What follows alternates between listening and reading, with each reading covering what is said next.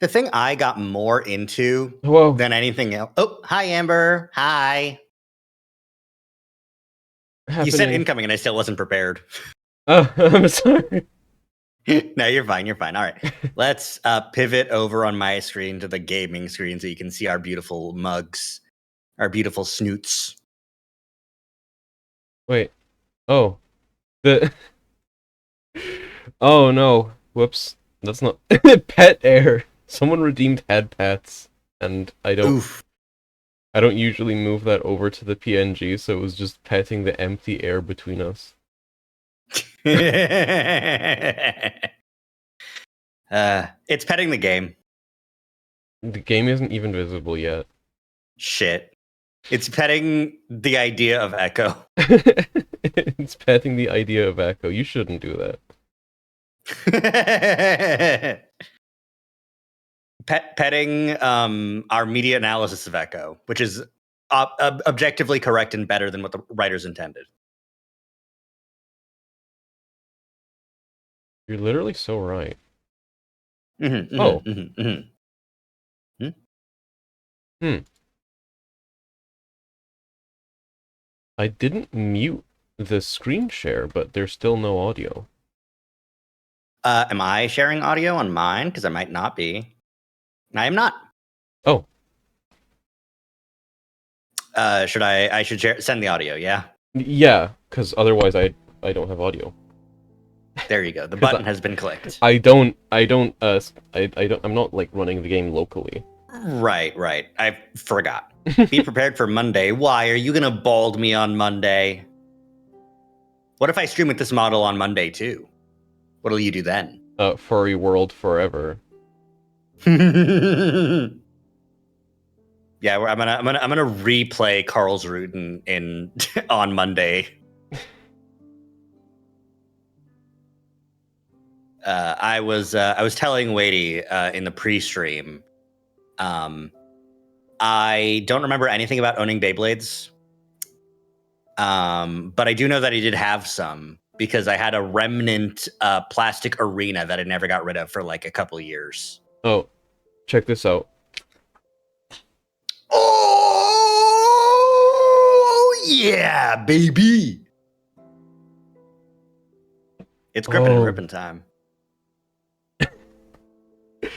Okay, I think I am okay. I think I will live. It's fucking that clip of Jimmy Neutron where the dad finds the truck full of pies. What? I guess I'll have to go find that. He goes like, I will live! What the fuck are you talking about? Neutron pie.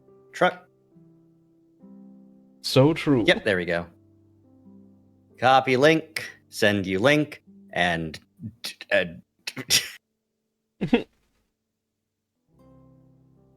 all my homies love Jimmy Neutron.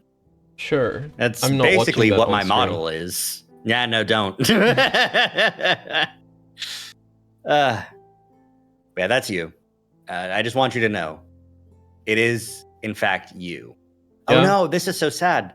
I have a wrist brace on to protect my wrist, but my hand tracking really hates it. So. Oh no. I guess I'll just use the other hand. Yeah, you gotta switch hands sometimes. Yeah. It's true. Untraceable hams. Yeah. They can get a little bit traced. Untraceable hams is when Super Nintendo steamed hams, but it's when Super Nintendo Chalmers doesn't recognize that they're from Krusty Burger.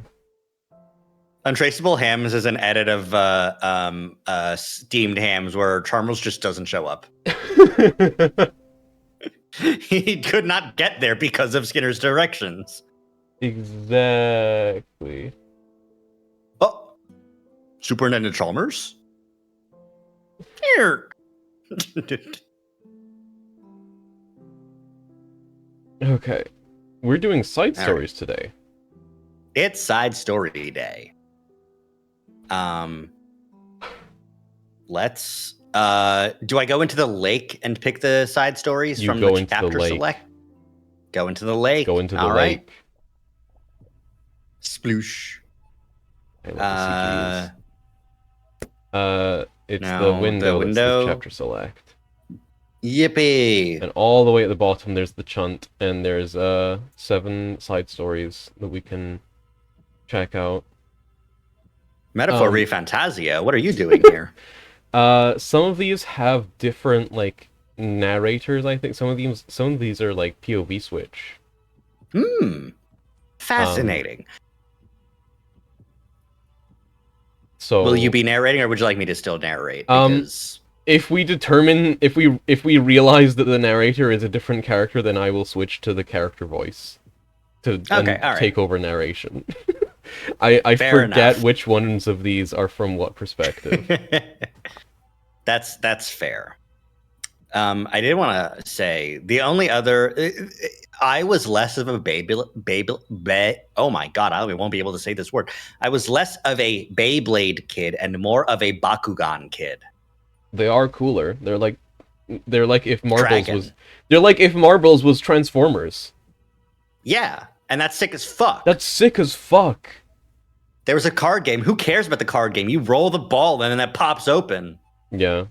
They should. What an unsustainable card game system, because of you had there were the cards that did stuff, but they needed to be able to pop open the Bakugan, so they needed to be like metal cards. So unsustainable. Yeah, they should make Beyblades that transform as well. I think they do. Well, they should make that the entire gimmick of the entire toy line. Fuck the spinning tops, just make them explode into dragon. Fuck. I think there was like a line of Beyblades where they tried to make it have like an LED on top that would make an image when it spins.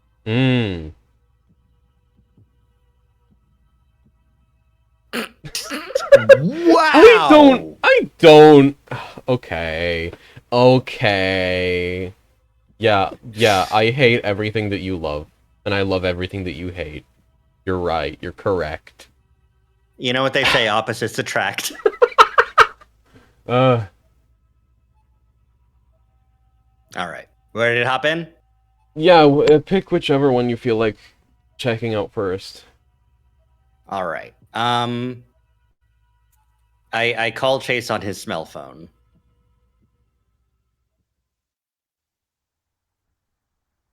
May 2012. Okay, so 3 years prior to the events of Echo. May is graduation month, roughly, in the US. I think it can go to June. So this is like end of high school. This is just before graduation, I would say, or like just after. It's around then. And has it been 3 years since Chase left, or? I don't remember exact. I think he's been in college for a number of years, not just one. I don't remember. Break. I think he's in his second year of college during the main events of Echo. Right. In that case, this would be like the summer before senior year for him. Or I could be wrong, and this could be the summer of his graduation. Who can say? Let's find out. I pull up to the old fast food joint in my shitty old truck, the fan blasting hot desert air. I think this may be Leo. Do you know what I just realized the Echo backgrounds remind me of? More than anything in the world? Look at that fucking poster for the Tuna Melt with the Comic Sans Tuna Melt text on it. Yeah. Homestuck. Yeah. Echo backgrounds look like watching a movie in the Homestuck universe. This specific background looks exactly like that one Dave Strider selfie where people figured out he was in Texas. So true. God, fuck, I'm remembering. People put fucking like little Dave Strider paper cutout in the window of the Taco Bell. Yeah. It's just so that it hurts. The Dave Strider Taco Bell, the Amazing Digital Circus bus stop. Put all those lines on a circle. And Yanto's Shrine. The fucking permanent shrine to Yanto from Torchwood that they built in Cardiff. Dobby's grave. Dobby's grave. Bad Wolf Bay. Have you heard about the shit with that? I did. It's so fucking stupid. I mean, I think the biggest news with that is that Dobby's grave is a real place that you can desecrate in real life. Yeah. Real fucked up that the only real place like that is the place where the slave died.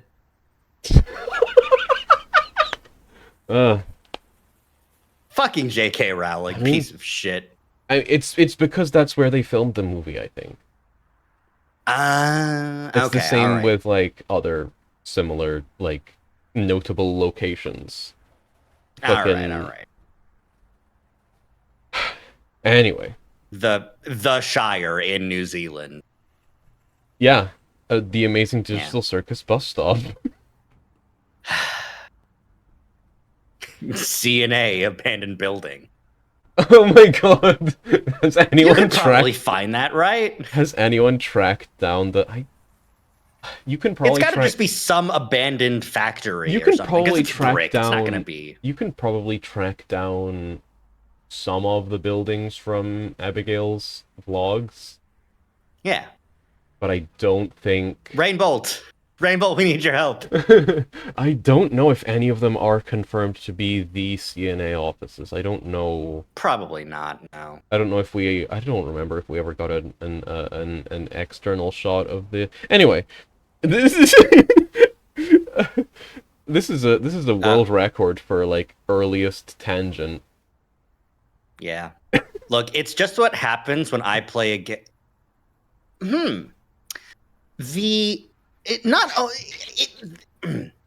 reason that I went on this tangent in the first place is because the posterization that's done here is different than the rest of Echo. There's a lot more bands in the sky, and there's also more artifacts. In the shadow here under the roof, like this red and this green, those don't usually show up. I think it may be that they like these side stories. I think were added as a separate update of like everything was like worked on separately, sequentially. A lot of the new backgrounds that pop up in Jenna and Flynn route use a different style of posterization, use a different set of filters entirely. One that unfortunately makes them look kind of AI generated, even though they're absolutely not. Way before, yeah. Yeah, that's unfortunate, but it's just the way it goes. Because I would imagine that they're still stock photos. Yeah, they're all stock photos that have just been heavily filtered. Yeah, so like at the base is the same base that AI had already scraped to use. So I can totally get appearing AI generated. But yeah, no. When something like this happens, where I get fucking brain blasted by other media that I recognize. It happened when I played the Somnium Files for the first time, and I hit the save button, and it played the Zero Escape save sound effect. And I was like, ah! It hurt. I remember it hurt this. Is the thing. I remember this. Yeah. Everyone go watch my clips. I do want to check really quickly. Yep, there they are, Route 67. 67? Yeah, that's the one, right? Yeah. Anyways, This is Leo, so we're going to do Leo narration now. All right. I pull up to the old fast food joint in my shitty old truck, the fan blasting hot desert air. I look around the sun-baked parking lot, but I don't see Chase's car yet. Taking out my phone, I check the time and scan through my messages. He told me he got out for lunch 15 minutes ago, but it's 20 minutes later now. What the fuck do you mean by that? What? Okay, the text message is, I got out for lunch 15 minutes ago, and that text was 20 minutes ago, so it's been 45 minutes or 35 minutes since Chase got out, but 20 minutes since he told Leo.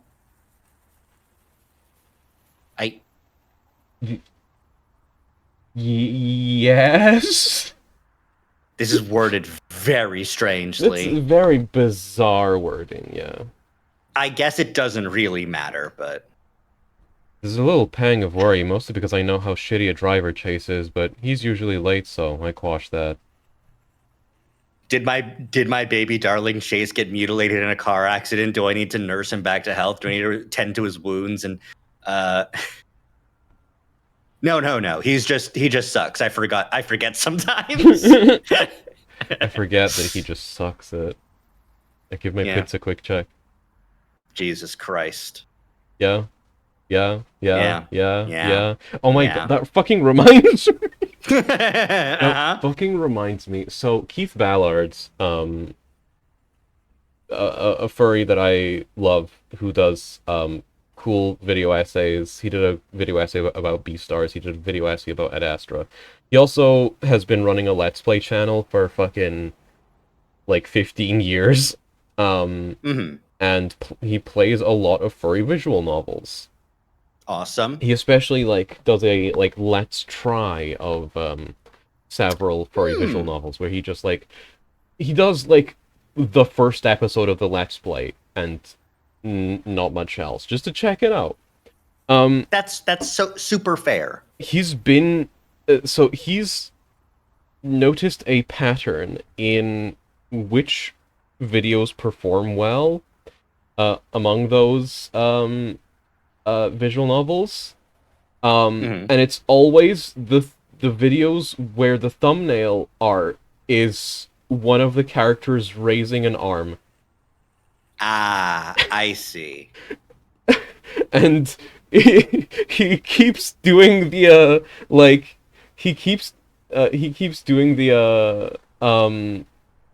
no, not like that, like the fucking hand behind head. No, I'm trying. Yeah. I just can't really like get my hand to do that. This is as high as I can raise my arm without it being bad. You're so right. He keeps running the like A/B testing like thumbnail thing. And always the most popular option is the one where there's visible armpit. So pit meta is real. He should the next A/B test should be with added like steam clouds. Holy or not. Shit. Yes, exactly. This is the important feedback that Keith Ballard needs. It's what we all need. I want to scam the meta. I need to commission this fursona art. I need to have my arms up. True. No ulterior motive.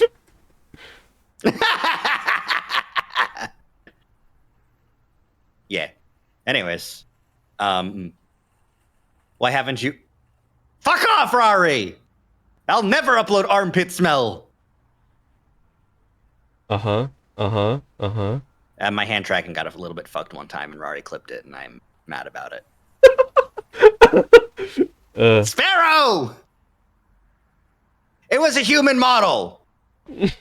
I'm dissuading your chat from wanting it. As if? What? As if? Okay. You think everyone... You think everyone in my chat is a furry fucker exclusively? I'm generalizing and praying. I mean, some are. But not everyone. I'll I mean, I'm not going to upload it to YouTube because I don't want it on my YouTube, but the clip exists on Twitch, so fucking whatever. And yeah, anyway. Driving around with very a broken... funny. Very funny to have, like, every once in a while Chase mention his Musk, and then, like, the second we switch back to a Leo POV, he's like, man, my pits fucking stank. Daily affirmations. Driving around with a broken AC is fucking torture in this weather, but the antiperspirant seems to be holding up alright. Daily affirmations, my pits stank. Yep.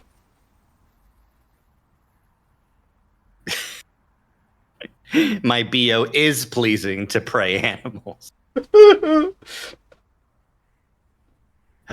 I'm just sitting on the next line. After giving them a quick sniff. After giving them a quick sniff, I recline and put my paws behind my head to air out and maybe catch a quick nap. You just said you weren't sweating, and you don't stink. I guess you might still feel stuffy, but, like, you know. Listen. I'm surprised more of these fucking guys ain't rocking, like, tank tops, you know? Like... No ulterior motives.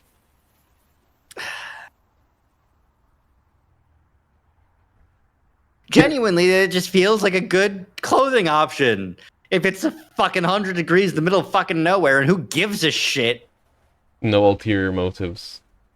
The only people we've seen in, like, in tank tops have been, like, Clint, Duke, and Brian.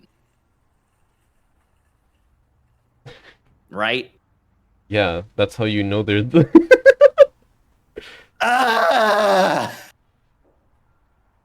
They denote evil? No, they denote people who know things. Trailer trash. They denote people who know and understand how the town works. I see. When you know how the town works, you lose your sleeves. They just pop off. Yeah, you just shed them. You fucking... Like deer antlers. Yeah, you molt. Hi, Zane. The side story has just started. It's true. Sure, it's a pain in the ass having to come down here when I'm this tired. Dad's working me to the goddamn bone, and the restaurant is on the opposite side of Peyton. Okay, I think Chase sucks. Hey, Chase. Chase, like, hey, Leo, I just got out for lunch. Do you want to meet up at this restaurant? It's like a 45-minute drive, and you have a job. Yeah. It's just so, like, it's the specific kind of inconsiderate that happens when you really don't view other people as people. And I can see how, like, Leo in his desperation would fall, like, not for this, but, like, fall into a pattern, you know? Yeah. I'm going to do all these things for you because you're going to continue to ask them for me, which means I'm going to be able to call in, like, the favor of all this emotional labor that I'm doing for you, despite the fact that you don't even recognize it as any sort of work because you don't believe, you don't understand that I'm a separate person with, like, my own fucking life.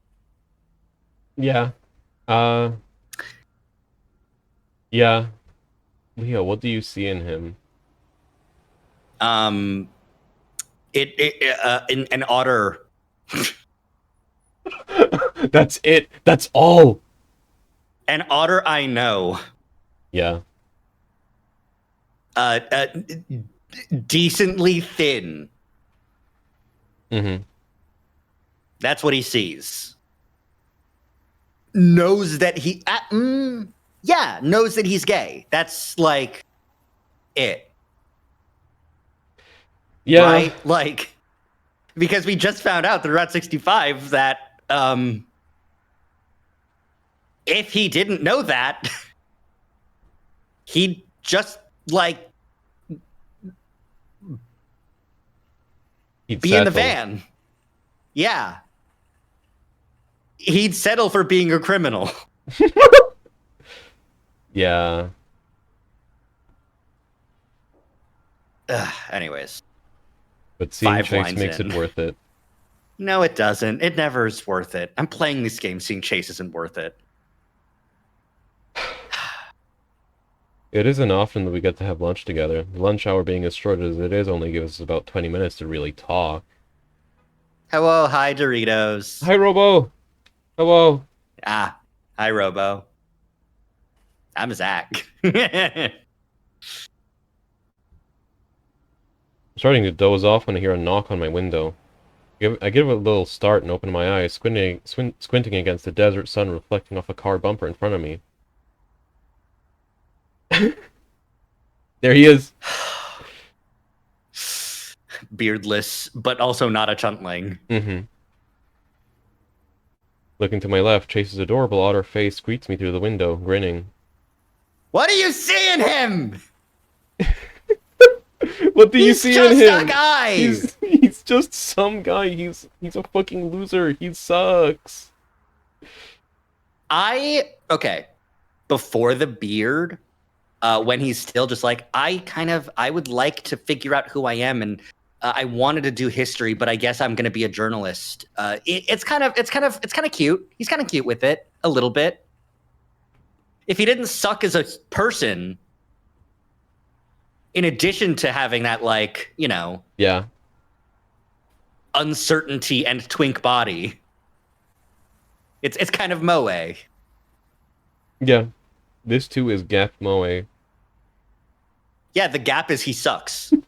The gap is he sucks as a person, but he's kind of cute with it. He's a little bit cute with it. All the bad mood I had earlier evaporates away, as if it were water under this fucking sun, and Chase steps back as soon as I open the door.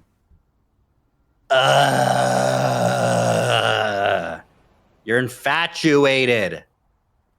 Mm-hmm. In, like, the negative sense of the word. Mm-hmm. I knew this was Leo's internal monologue at every moment, because he barely, like, hides it internally, but, like, you know. Exactly. Obviously, as soon as he sees Chase, all of his worries and woes fade away, because he doesn't think they're an issue when Chase is around. They still are. Chase is an escapism for you. Mm-hmm. Yep. Whatever. Hey, babe. I step out and pull it. Right. Fuck! I keep forgetting. I step out and pull him into a hug. Hey. He says it against my chest, rubbing his nose in like he always does while I run my paws again around his back. It's such a like terrible coping mechanism.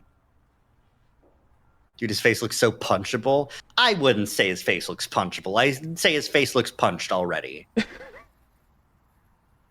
Little bit puffy in the snout. God. Yeah. Yeah. I need editor, as if there's an editor. Can you zoom in on Chase's face and then, like, liquefy tool to make it Chase if he ate a bee? Make this note bigger. Yeah. Exactly. But yeah, Leo's really fucking yeah. It's pure escapism, and it's just like, as soon as Chase is not in his field of vision, he remembers how much his life sucks. Mm-hmm. But it's not like his life actually improves when Chase is in invisible sight. Mm-hmm. Which, you know, makes it a problem that Chase has his own agency and has things that he wants to do and has ambitions and wants to go to college. Yeah, that is a problem. He needs to stay here. Especially, like, Leo is like 2 years older than Chase. Mm-hmm. He's like by the time Chase is like going into college, Leo has already dropped out and decided to just work with his family. Yeah, sort of the most toxic version of the like older gay, like, no, don't worry. College is a bad idea. I know, I've already done it, so you don't have to have that experience for yourself. I'll just tell you what the experience I had was, and we can put you on my life track. Yeah. Even though it's only a 2-year age gap. Like, yeah. That's a thing that like you'll tend to see in like very toxic age gap relationships. But it's still a bad dynamic to have, regardless of what the actual age gap is. That's part of why large age gaps can be so problematic, and why they're less problematic as both parties get older. Yeah. Anyways. Man, that swim team is really slimming you down. Oh my god, I hate these fucking... Oh. I want to be the car now. I want to drive past. Switch POV. Lego Star Wars character switch sound effect.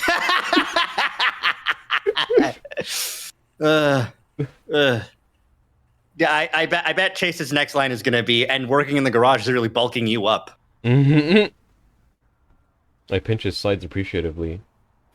He wiggles under my fingers and returns the favor to my own waist.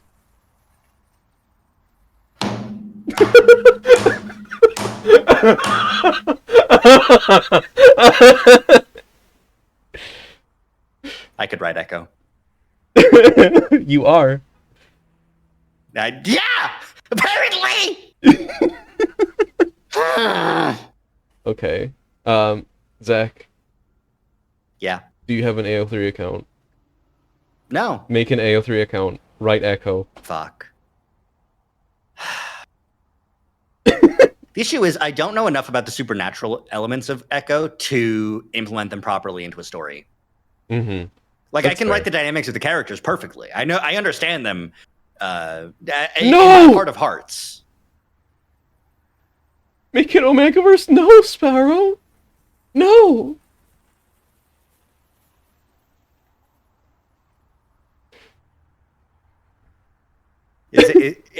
All right, it's been an hour. I think that's an appropriate floor time. Sorry, no, it's not. I can sustain. I can tank this. I love the angle that you were at that just made it look like you were looking up at the chat box. I was! Despairingly.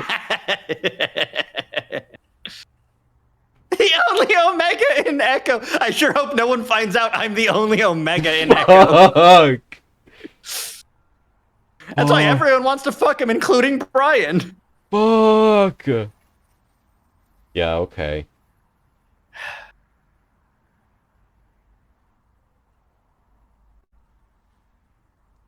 The reason why he's the only Omega in Echo? Brian already killed the rest. The entire fucking cave is full of rotting Omegas.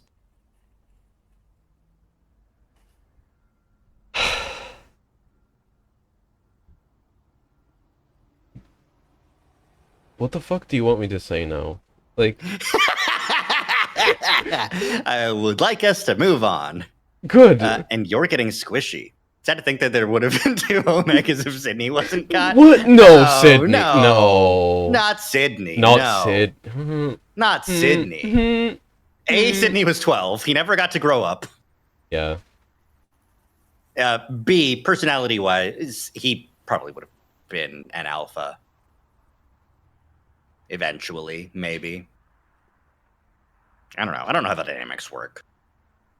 The thing is, the dynamics are, like, completely separate from, like, personality. Personality, yeah.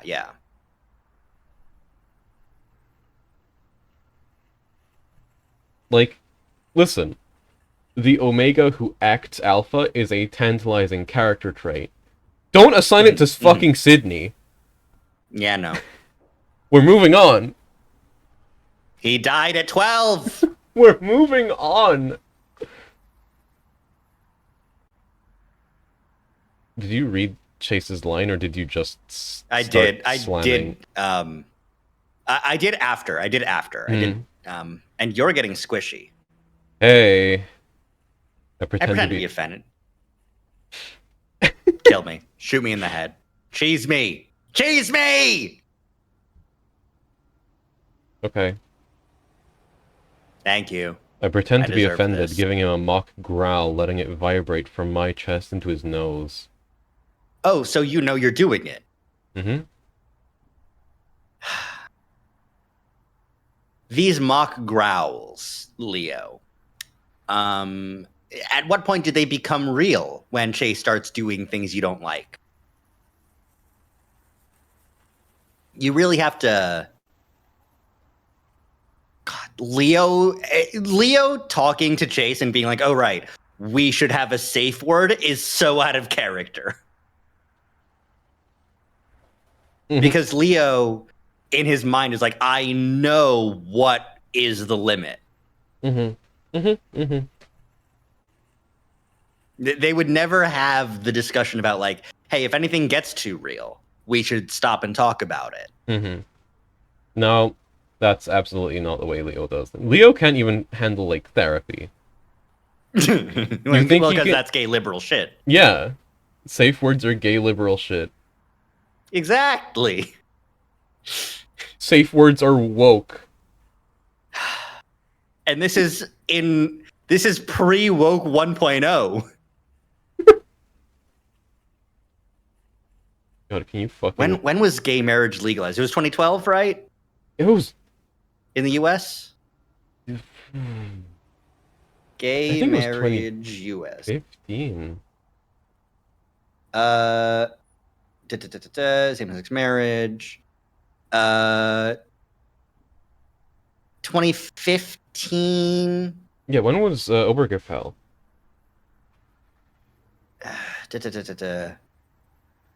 Federal law, Obergefell in June 2015. Yep, that's yeah. Yeah,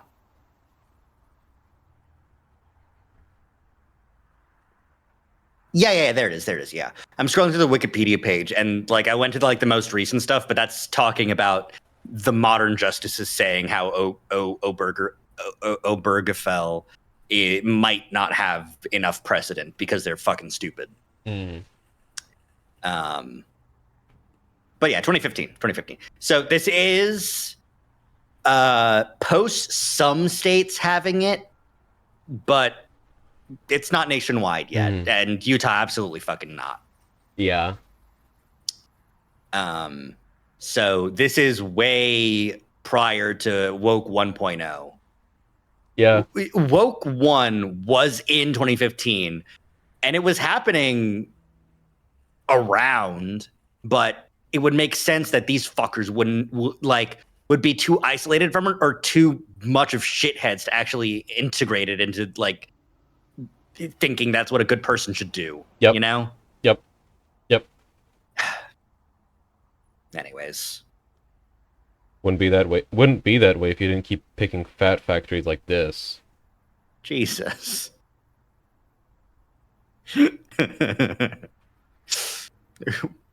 What are you trying to fatten me up? And Chase is like, no, work out more. What I want is for you to. I'm carbo loading you, dude. Dude, this is bulking. You have to work the rest off. Get those ropes and start swinging them. Stupid fucking ropes. I hate gyms. I hate workouts. So stupid. No more football doesn't help either. Okay. That is... Most football players that I knew in high school were like... Not like the ripped dude. Like the quarterback was. But most of the other players on the football teams would just be fucking bulky. You know? Mm-hmm. They had like real usable muscle mass, which included like decent amounts of fat to make sure that they can actually stop people. Yeah. Listen, they have to be a fucking wall. Exactly. They have to give themselves and the opponent CTE. Mm-hmm. Mm-hmm. Mm-hmm. Mm-hmm. And you need a lot of body mass to do that. The jocks, the quarterbacks though, they can just like focus on arm strength and accuracy, which means you really don't need like the bulk that a linebacker needs. Mm-hmm. American football is crazy. I like it. I'm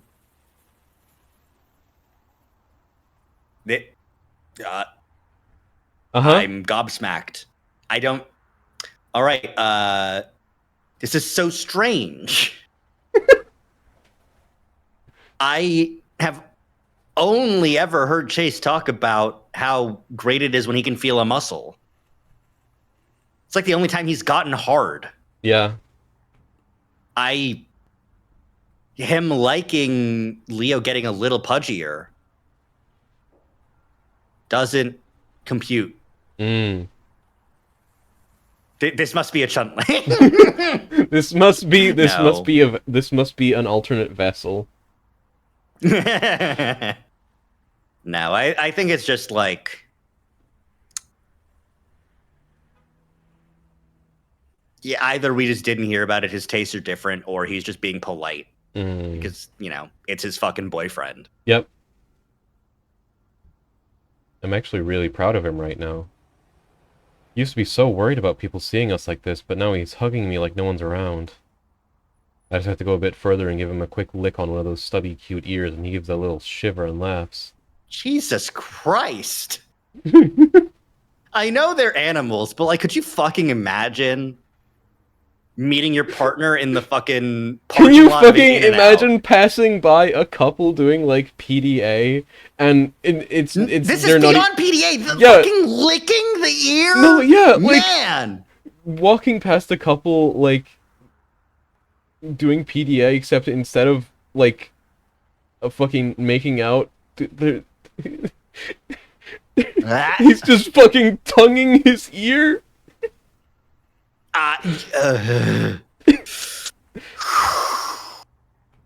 It's it's you can't do that. Yeah, I would imagine he gives a little shiver and laughs. Jesus. Let's go inside. It's too hot out here. As he turns away from me, he lets his thick tail push up against my crotch, shoving my junk up against my body. Oh my god! Did you pick this specific In-N-Out because it's the freaking out? Yeah, this In-N-Out is a known cruising spot. This is where the Mormons come to soak. Like, fucking hell, Jesus.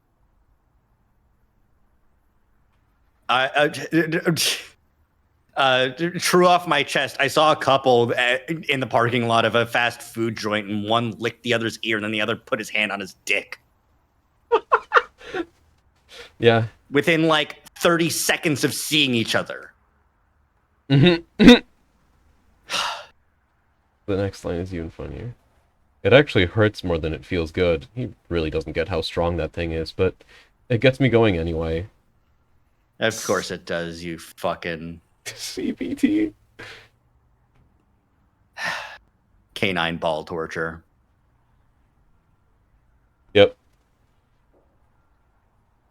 After we put in our orders and get our drinks, we both stare down at a greasy table, Chase swiping an old fry off his booth. Don't fucking...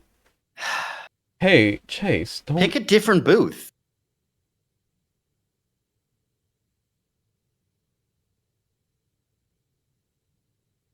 What's your complaint? I read that as if he, like, picked it up and ate it. No. He's swiping it onto the floor. Yeah, okay. If it was the swiping as in, like, taking, it would be like swiping an old fry from his booth, I would say. Mm. That's the grammar rule that I feel in my heart. I can't define it, though. Oh, well. Oh, well. You know, I would go to a different restaurant if we had time and I had the money. It's fine. As long as we're not doing it every day. Yeah, we need to go to one of those fucking like a salad place. I think there are some salad like fast-ish food places, but I don't think they were around in 2012. God, it's so weird thinking about what the world was like back 14 fucking years ago. I didn't exist. Yeah.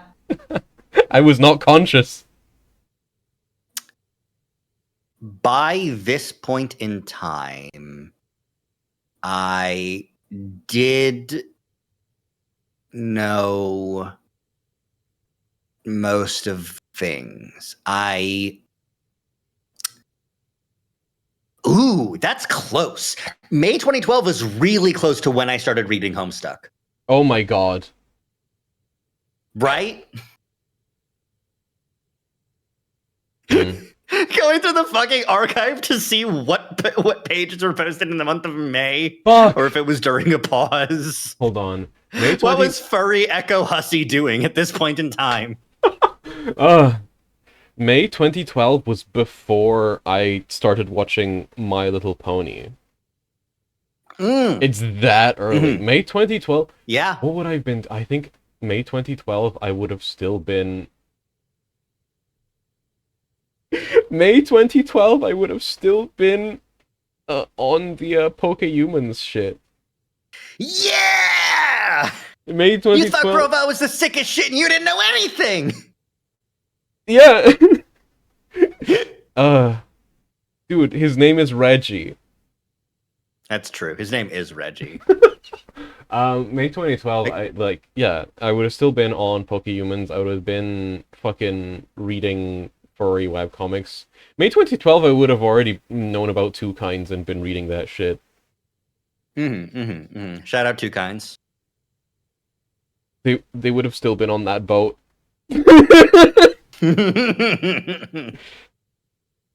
Oh, fuck. I think by that point, I might have been watching My Little Pony by that point. When was the Canterlot Wedding? When was that? April 2012? Yep, I would have already have gone to a Brony meetup. Yeah, you were in on that. I was in there. End of season 2. I only picked it up start of season 3. And I felt like I was late to the party. I didn't know it would go on for 9 fucking seasons, and that I would sit through the entire thing. Man, I just feel so late getting into Doctor Who with a third Doctor. It's really funny you say that, because I did also get into Doctor Who starting at season 3. That's really funny. And the thing is, like, okay, I started midway through season 2 of New Who. And the thing is, at the time, there was no real way to watch the backlog unless you had DVDs. Right, because this is like way before streaming. Like,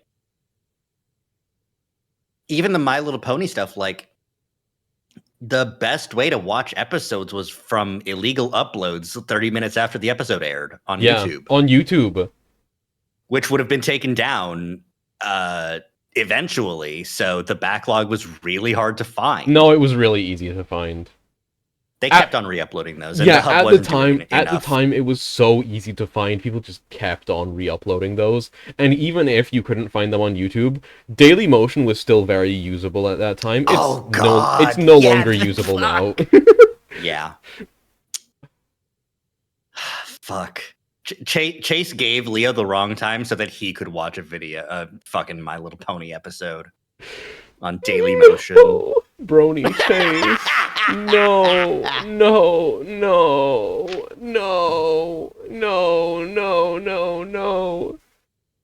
Oh. I think Chase's favorite character in My Little Pony would be Spike.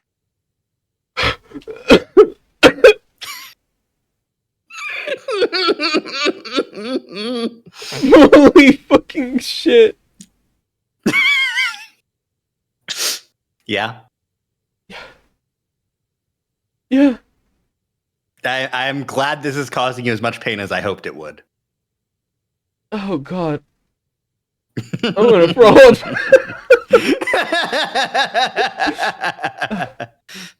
All right, let's continue before that happens. Hold on, I'm trying to. I need to remember like when does Echo take? No, this is we're way too off on the tangent. I wanted to see what was like the current episode as of Echo's time frame. Proper. Yeah, so that would be Spring Break 2015. Yeah. I don't remember when Spring Break is usually. Fucking okay. Echo timeline. When 2015? When's Echo?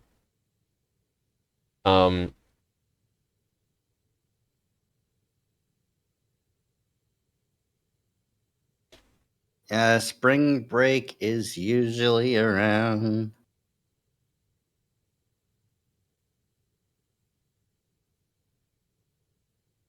Yeah.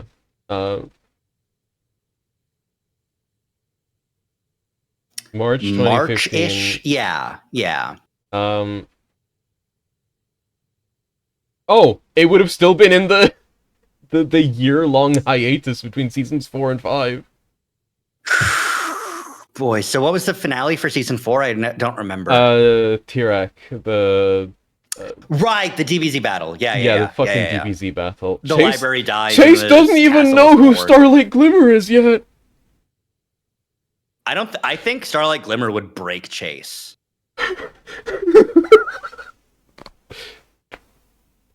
You know, like I think like the finale would be. I think Chase would like see the finale of Starlight Glimmer's like episodes, and like go, I don't know what it is, but I really don't like this anymore, and turn it off.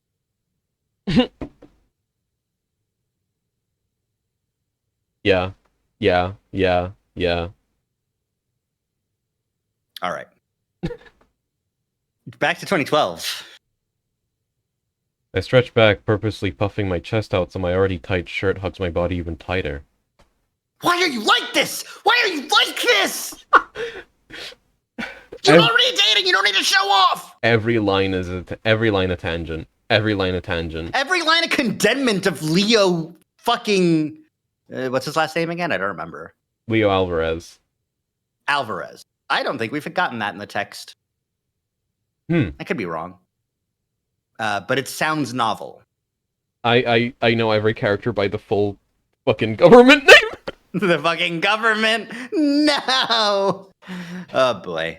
Jasmine Big A. It's not lost on Chase as he gazes at the chest ruff poking out through my shirt, and I'm satisfied as I see a longing look come over his face. Jesus Christ, you just sat down for burgers! Imagine if Leo was a girl. Imagine if there was a girl doing this shit. I lean back so that my fucking huge tits would just burst and my cleavage would be showing right in his fucking face. Yeah. And I could tell he popped a Javi. Yeah.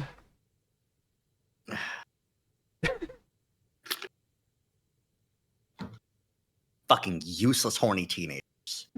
And you're an adult, Leo, at this point. Yeah. I think that... 3 years prior, he's 2 years older than Chase. Chase was like 21, right? 21, 22? Right. So Chase would be 19.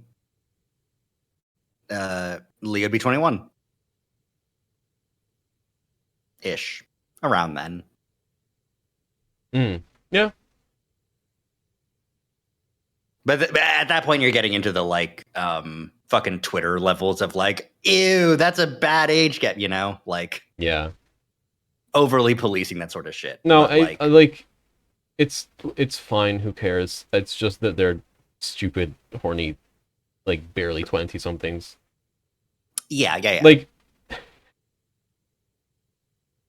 God, I am rapidly approaching my 30s. Anytime I see fucking I'm rapidly approaching my 30s, and I'm like every day I further and further agree with the common adage that anytime you see a dog shit take on social media, you check the OP's bio and their age is either 19 or 21. Mm-hmm, mm-hmm.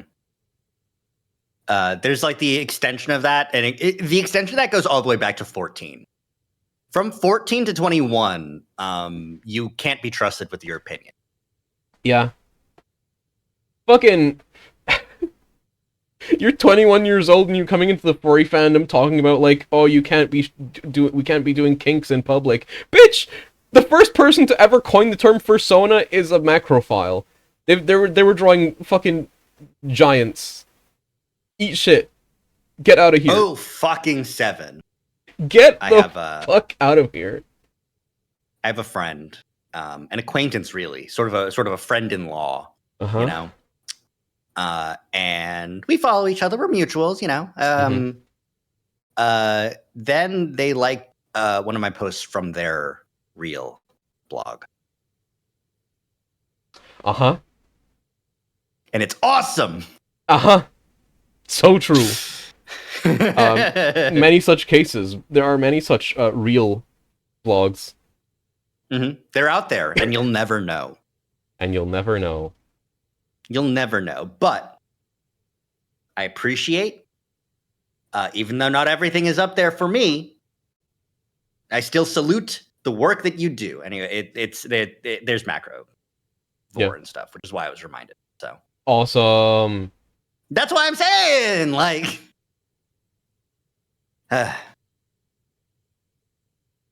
it's not fair, Leo. I've got another 3 hours of school. What am I supposed to do? Go and jerk off in the bathroom like every other college student? You know those fucking pipes are clogged. I know. Just showing you what's waiting for you at home. Oh my god, you're so fucking toxic. All of you, both of you. Jesus Christ. He rolls his eyes before pulling out his phone. Hey, no texting. Let's talk. What do you want to talk about? He doesn't put it away. Well, I toy with a straw in my cup. Now a good time to bring it up? I always get annoyed when I see people making a scene in restaurants. Then what you should do is plan like a weekend hangout where you get away and go hang out with Chase for a weekend, you know? And then you can have a talk in the dorm room and have like a serious talk. Unfortunately, that won't work because they'll just be fucking. Yep. Unfortunately, this is not the most opportune time in general, but like the best time in passing for them to actually have a conversation. It's the best time for these two idiots to have any conversation. Because they are socially prevented from just going to town right on the fucking table. Exactly. Conversation needs to happen. Like, it's inappropriate. It's inappropriate it's inappropriate for Chase's tongue to get blocked, so yeah, it's very inconvenient to have a real conversation when he's fucking choking on knot.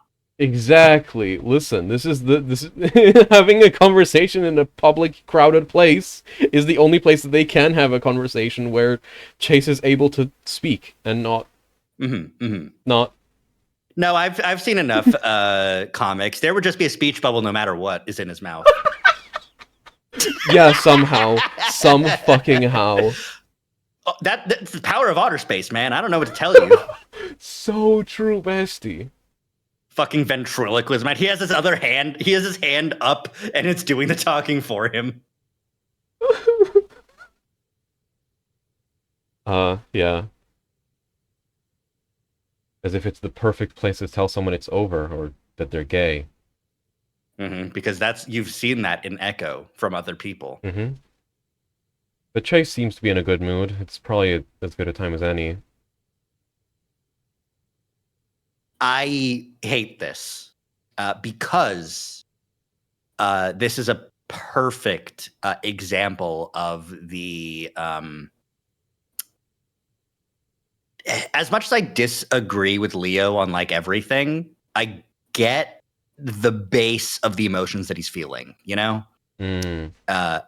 And the amount of rationalization you can do to do a thing you already wanted to do, right?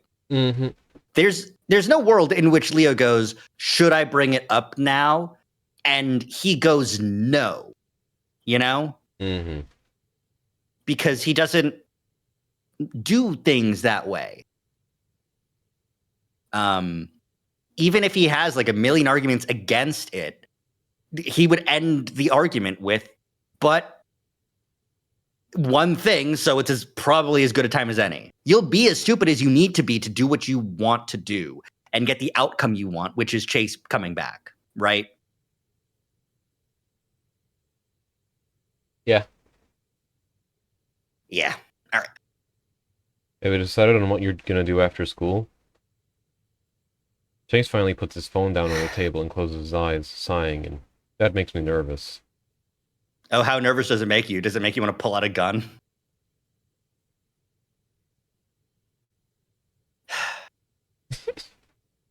Do you think he's open? Do you think he's open carrying right now?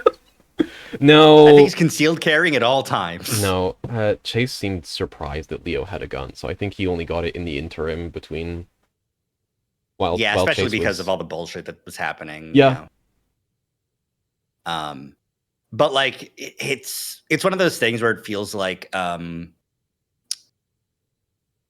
Leo's default reaction to any bad news is to pull out a gun and point it at everything that he thinks is the problem and then himself. You're so right. So true. Unfortunately, he's not at the school right now, and Chase could never be the problem. So, basically, I'm saying that if Leo had a gun right now, and Chase said, I think I'm going to stay at college and I think we're going to break up, the fucking window would be painted. Yeah.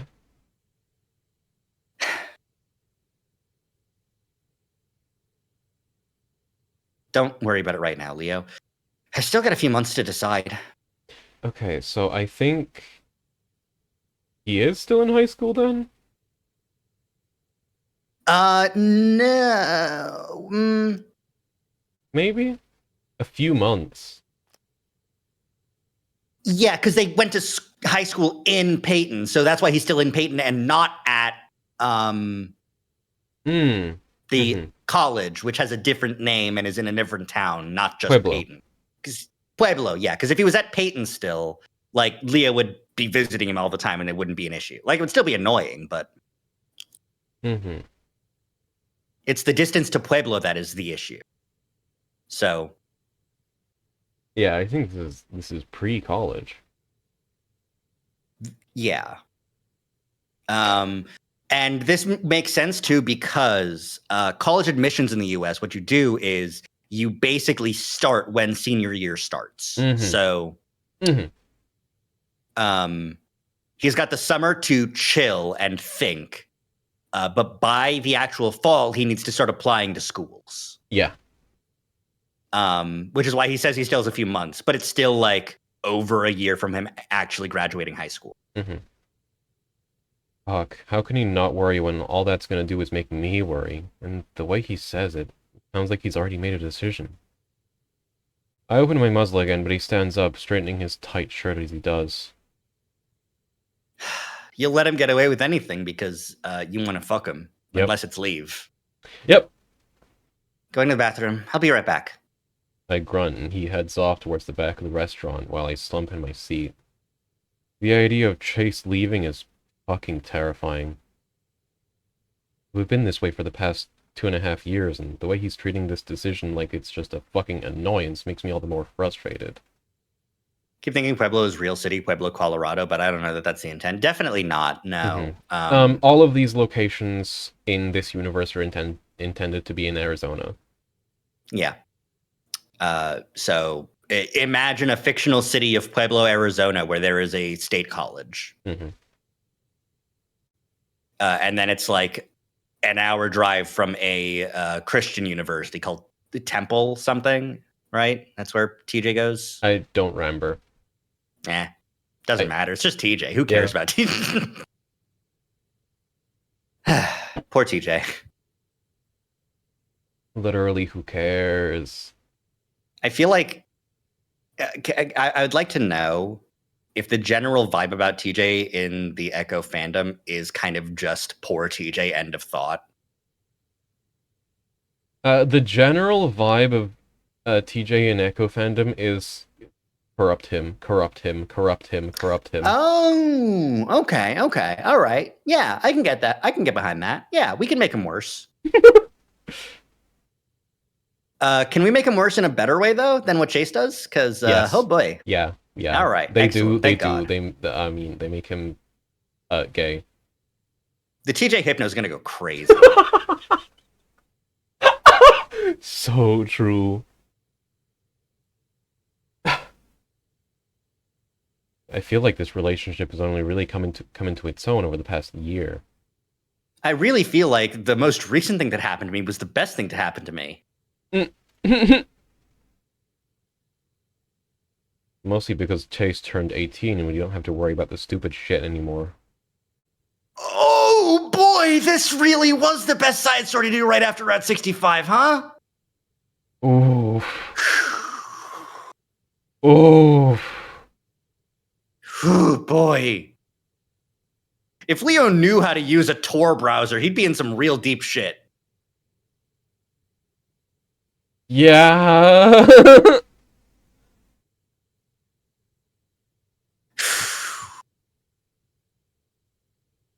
Fortunately, just gets like, he just has like a regular browser, uses Google, and then got a letter when he was 17 saying, hey, don't search that shit. Yeah. His phone buzzes a few times, and I look at it out of habit, and it really starts buzzing, and I realize someone's calling him. Incoming call. Jared. A face that I don't recognize pops up on the screen. fucking biting the phone. Fucking growling and snarling at the phone and like pointing at it like a fucking dog with the tail out, you know, like a hunting dog. Yeah. Yeah. It's a wolf of some kind. A grey wolf, I think, and he's ridiculously handsome. Model handsome, actually. I hope it's just a fucking guy. Like, this guy, he's too handsome. He's model handsome, and it's just like a college kid. So like acne ridden. Fuck, those glasses make him look so hot, and it's like nerd ass glasses. Yeah. You know, to be fair, journalism schools also got to have people that are actually trying to be like newscasters, which need to be, you know, decently presentable. I furrow my brows and look back behind me at the bathroom, but Chase isn't there. Fuck it, I could just say I was picking it up for him anyway.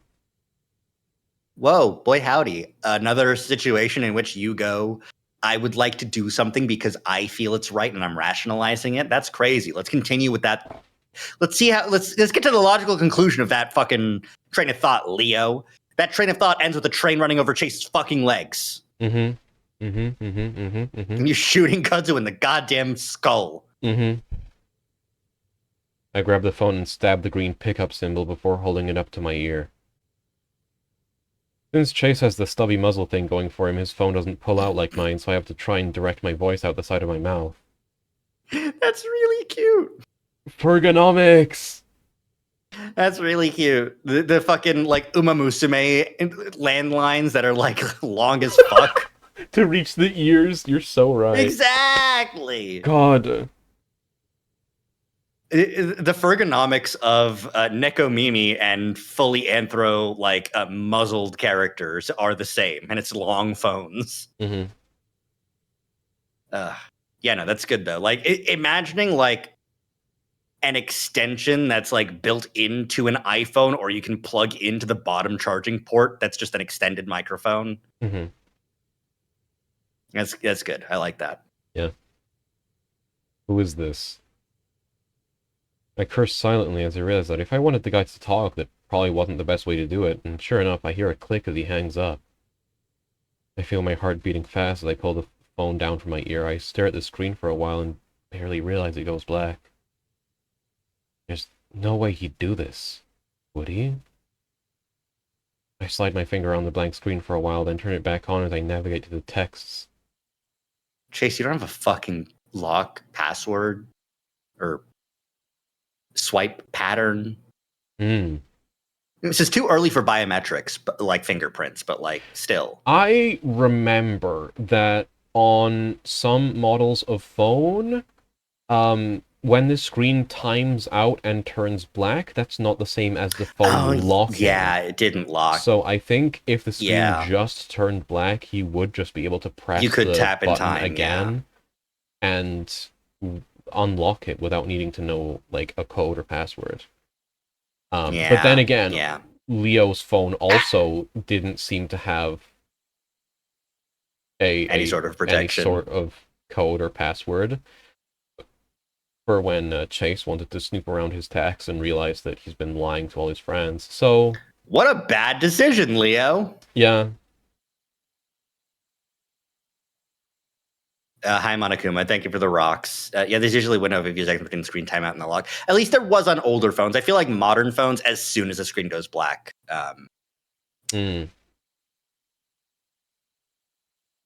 it's locked, basically. Yeah. Because it's so easy to use fingerprints now. I feel like that was the big ergonomic hassle of like having to re-enter the swipe password or the, pin. God. My old phone used to have... The phone that I used for like 5 years until like the end of last year had the fingerprint sensor on the back where the logo is. Yeah, I liked those. And I really liked that. Yeah. Because it's a very it was natural also place like, to put your finger. Because it was also like a touch sensor, so I could like you could use that to pull down the notifications. This was like the Galaxy like No, I've been on Motorola the whole time. Okay, yeah. So it was like a Samsung Moto also G had something. They had a phone with a similar model design. Anyway, now on my current phone, the fingerprint sensor is on the lock button. Ugh, yeah, I don't like those so ones. I can't like. There's no other functionality for it. It's really difficult to just turn on the screen without unlocking the phone. I have to like use my nail or something. Why are phones so over-engineered to be simple now? Well, you see, for some reason, some people never learned any technology, and tech companies feel like they can expand their user base if they just make it easy enough that one of these fucking morons can use it. It's intentional. It's intentional. They want to be the arbiters of all technology. It's the same reason that most of the like big AI models that they're pushing run on the cloud, even though like a lot of these you could run on a consumer PC. We want data. We want you to pay for a subscription for this. Yeah. And if something breaks, we want it to be a proprietary thing that we fix and charge you a shit ton for because you're so reliant on it. They are purposely dumbing down tech in order to dumb down the populace, in order for them to be the ones that control the flow of information and technology. They want you to have a fucking cloud PC where all you access is the portal. All you access is like a fucking screen and a keyboard, and then you connect to a device that exists somewhere else where someone else can own all of your shit. That's why some of those AI companies were exposed to just be like sending your request to like a bunch of people in a call center in a different country. Mm-hmm. Is because like even the lie of like we need an AI, you couldn't even just lie and have like a local like small miniature like chatbot that you could just put onto a device. It still has to be you're sending data somewhere else and we're going to tell you something. Yeah. It's the end stage of enshittification, and like the first dominoes are like right to repair, planned obsolescence, yeah, and the end stage is the fucking that you will have a phone, and what the phone will do is it will have just a search bar. You type in a thing, and we give you what we're gonna give you. We give you what we decide you want. Yeah. And we're really good at it, and you're gonna get dopamine hooked on it, and you're gonna pay us $50 a month for this shit. Yep. Anyway. Anyways, technology needs to be stopped, and generative AI needs to be dismantled and redistributed from the seats of corporate power. Mm-hmm. Generative AI, like AI chatbots should not be in the hands of corporations. AI chatbots should only exist in the hands of deranged streamers. I'm nodding so real right now. I do think there's that rough situation of like people getting like extremely hooked on chatbots. Yeah. But that's kind of been a problem forever. Mm-hmm. Like there's the stories of what was it? Like some of the earliest chatbots, which were just like a guy in the 70s with like punch cards, like with predetermined responses after looking for specific text inputs from like Eliza test subjects and other employees. Eliza, yeah, that one. And then like someone got so convinced that Eliza was a living thing that they tried to steal the machine and run mm-hmm. away with it.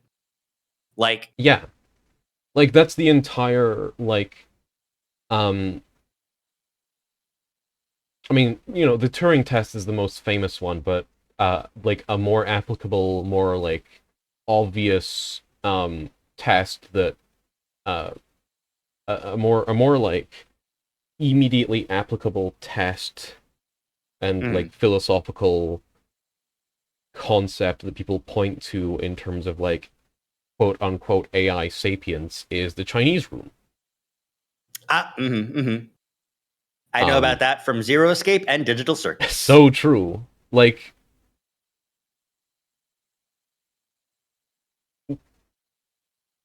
do you want me to go into a full like explanation of that, or can it be assumed that people know how to use Wikipedia? I guess that's up to chat. Chat, do you want to hear about the Chinese room, or do you want us to continue with Echo? They're gonna tell us to stop going on tangents. They're gonna throw objects at us. I think they love our tangents. I think they love our tangents. What the fuck else is there? Like, if you just want to read Echo, I should have on standby fucking Zero Escape music to just start. So true. Listen, if you just want to read Echo, you can just read Echo. Go read Echo. The concept of the Chinese room is, so say that you have a locked room and you are able to pass messages written in Chinese through under the door of this room. And in response, a message slips back out under the door that is, you know, a response to what you said. That is like... And it's coherent, and it makes sense. Perfectly coherent, makes perfect sense. It's all in Chinese. Yep. Chinese is just the example that was used for this initial experiment. It Mhm. doesn't need to be Chinese, but it's Yeah.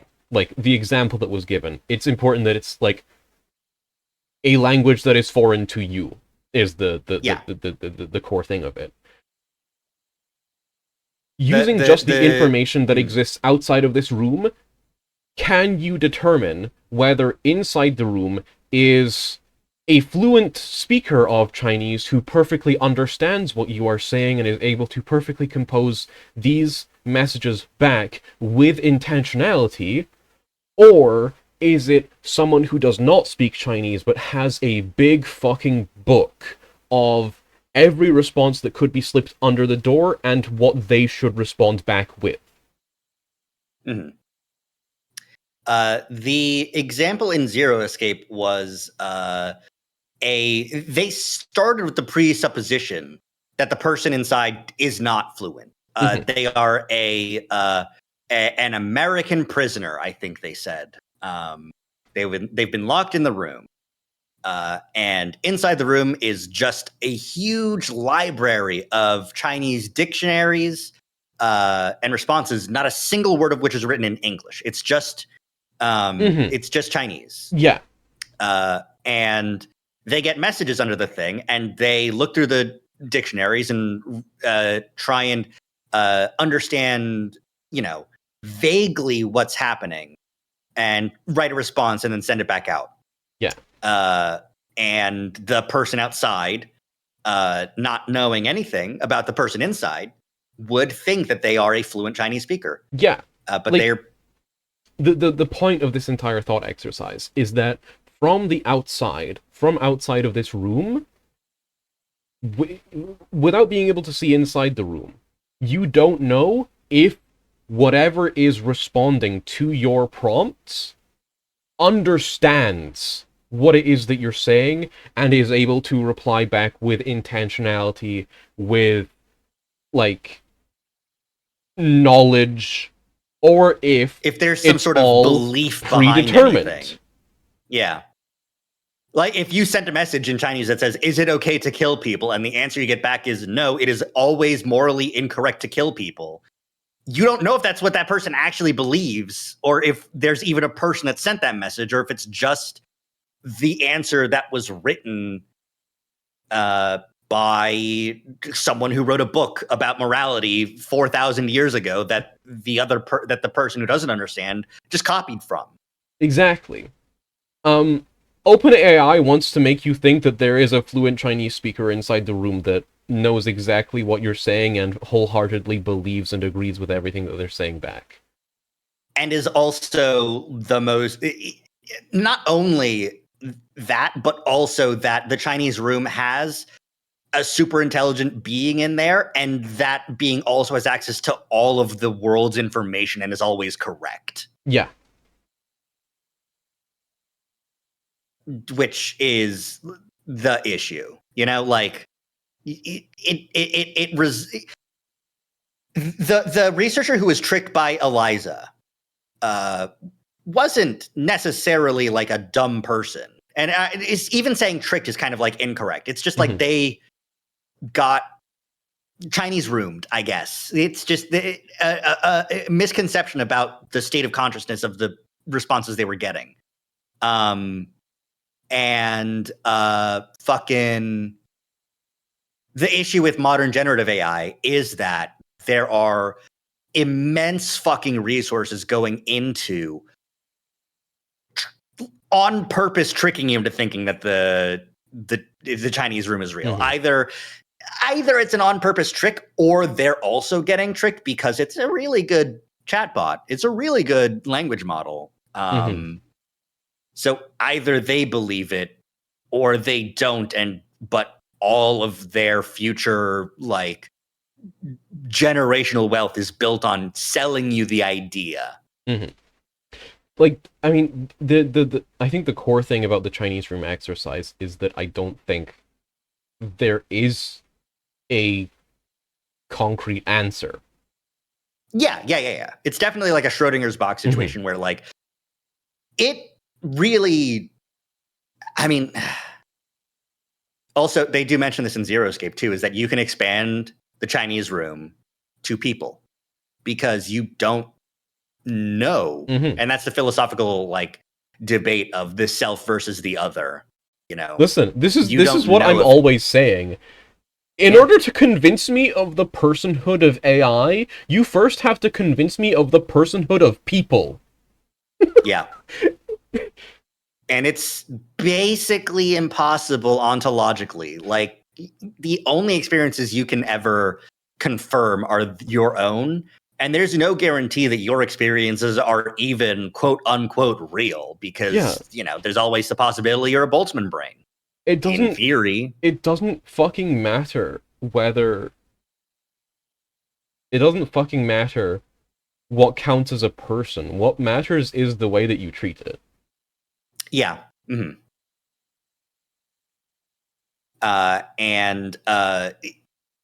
In theory, if you're going, hey, we're going to sell you a copy of this person over and over again, and we want you to trust whatever they're saying, and you need to pay us a subscription. For that, we're gonna sell you a text-based butler. Mm. Yep.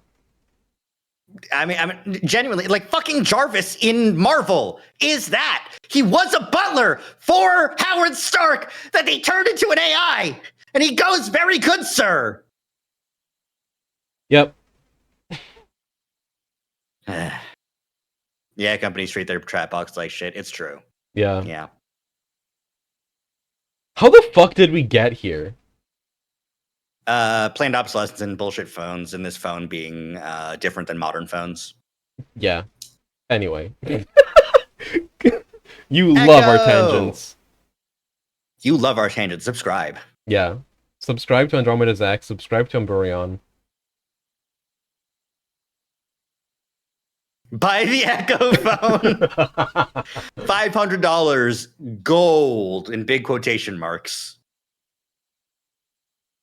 Each Echo phone comes with a little quartz crystal that has all of the evil of Echo in it. Buy the Echo phone. It comes pre-installed with the entire Echoverse. It comes pre-installed with Android versions of Route 65, of Echo, of Archas, of Ad Astra, of Camia, of Interia, of Glory Hounds. The Echo phone comes with local models of all of their characters. No! It's not even AI, it's just their souls. Yeah, so it's AI. Yeah. As we know, that's how AI has souls, is that they just capture the souls of Yeah. Yeah, I'm sorry, Cinnamon. Mirage has your soul now. Yeah. One of them. Anyway. Sure enough, there's a thread under the name Jared with over 1,000 texts. My throat's dry as I tap on it and look at the most recent messages. Hey boy, where you at? Boy, where you at? I'll take Jared. You're Sure. narrating. Yeah. I miss you. Calling now, heart. Hey! I whip my head up and see Chase staring down at me, an exasperated grin on his muzzle. I almost lowered my ears in shame at being caught, but I catch myself before I do. Yeah, that's right. I don't need to feel shame. It's Chase who's in the wrong here. Mm-hmm. Genuinely, though, that is like... Even though Chase probably isn't cheating, I guess I don't know for sure. Mm-hmm. That is the response that you have when you get caught snooping through someone's phone and find out that they were cheating. Is like, oh, yeah. Wait a minute. Why am I sorry? You're the one who fucked up.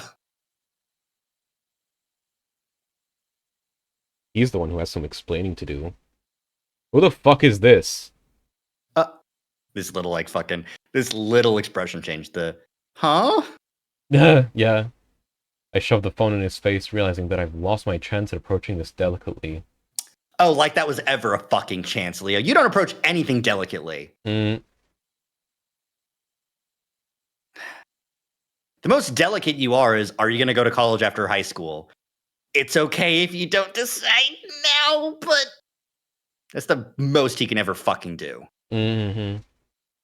It's laden with guilt tripping. Piece of shit ass motherfucker. I also noticed a few heads turning our way, and then I suddenly become the guy I didn't want to be. Unfortunately, you've always been that fucking guy, man. Yeah, you are the guy. Chase takes his phone and quickly sits down, his eyes wide as he makes a shushing shape with his mouth. That only pisses me off more, but at the same time I feel something really sharp and painful in my chest. Is this really happening?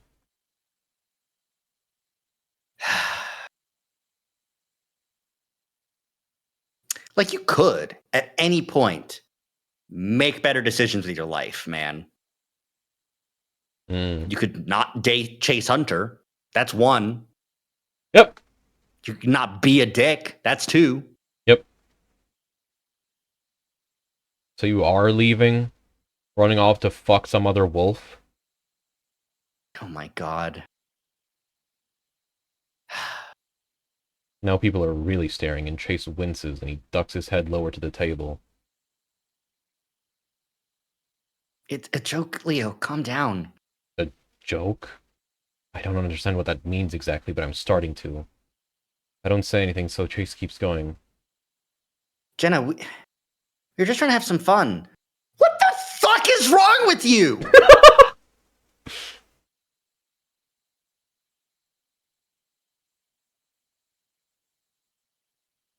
I saw this hilarious prank on YouTube because TikTok's not a thing yet. It's called the trick my boyfriend and think I'm cheating on him. Yeah.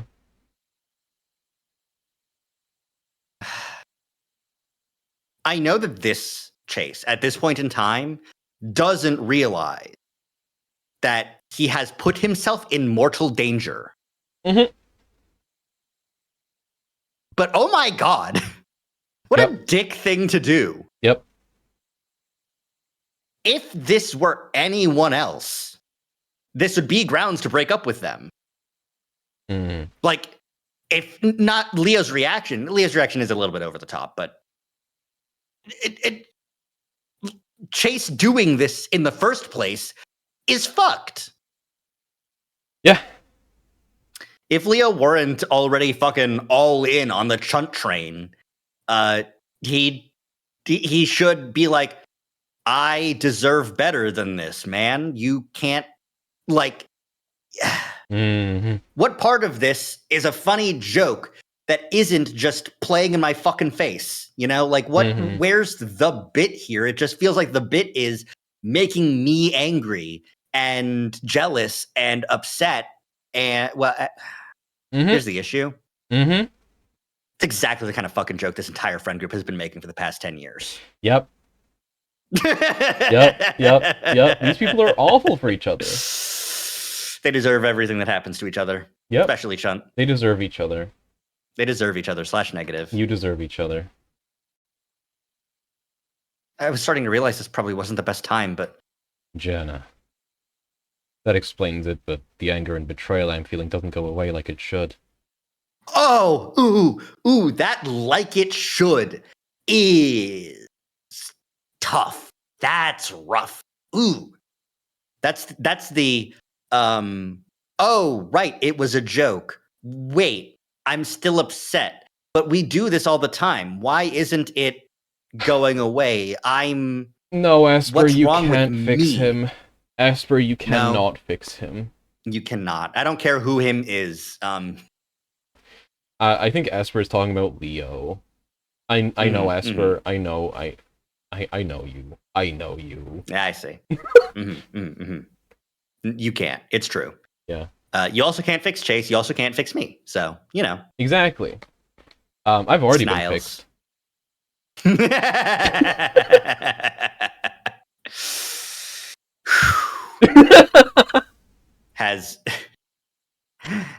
No, all right. But genuinely, the like it should is so rough here because, like, it's such a telling thing of just like, it's such a learned response from everyone in the group of just like, hey, that crossed a line. I don't know how to articulate that it crossed a line because I've done worse. We've done worse to each other. Mm-hmm. But now it hurts me more. And I don't know why. Yeah. It's a unfortunate side effect of a friend group that just does all of these mean things to each other all the time. Mm-hmm.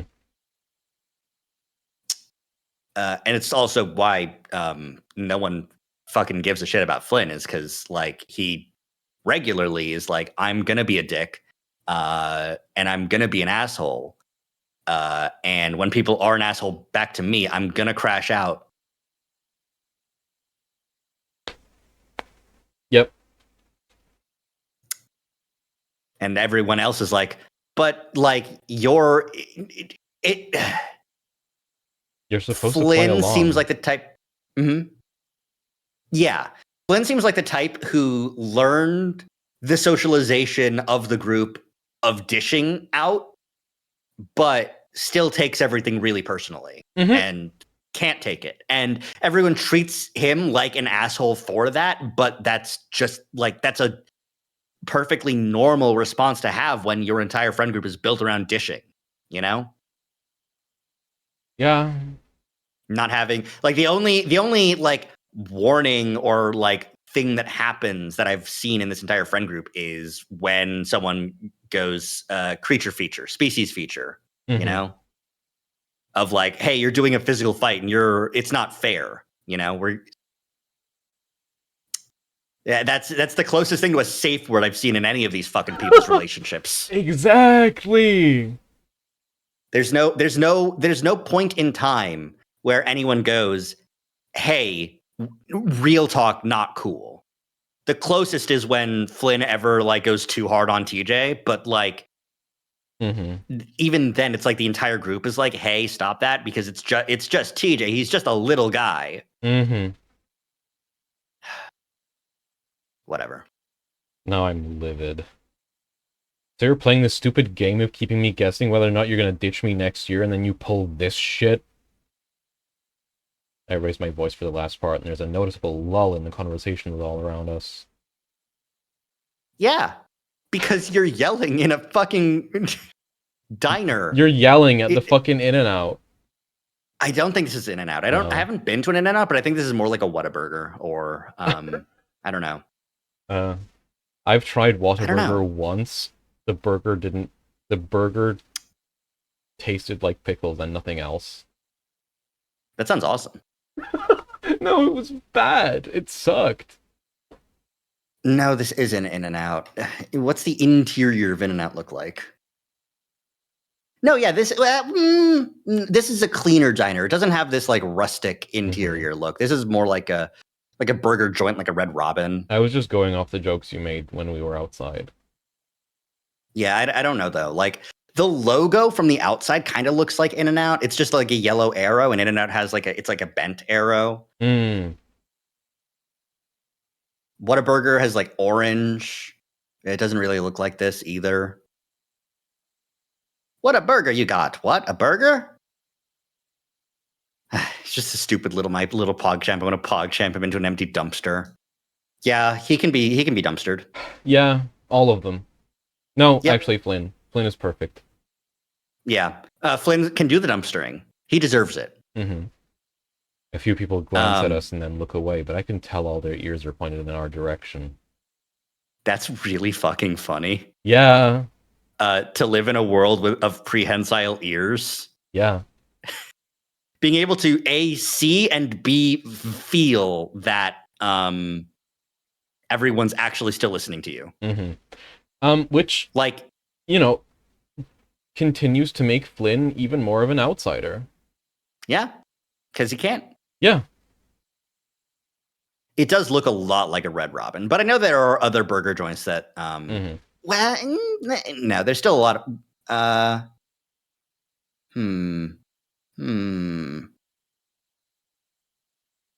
think this might be Red Robin, actually, genuinely.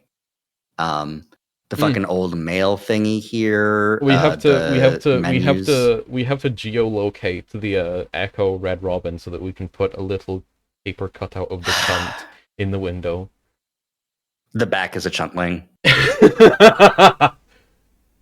But But the question is then, which side is facing in? Well, of course, the chuntling is facing in, and the vessel is facing out because that's the front. Mm-hmm.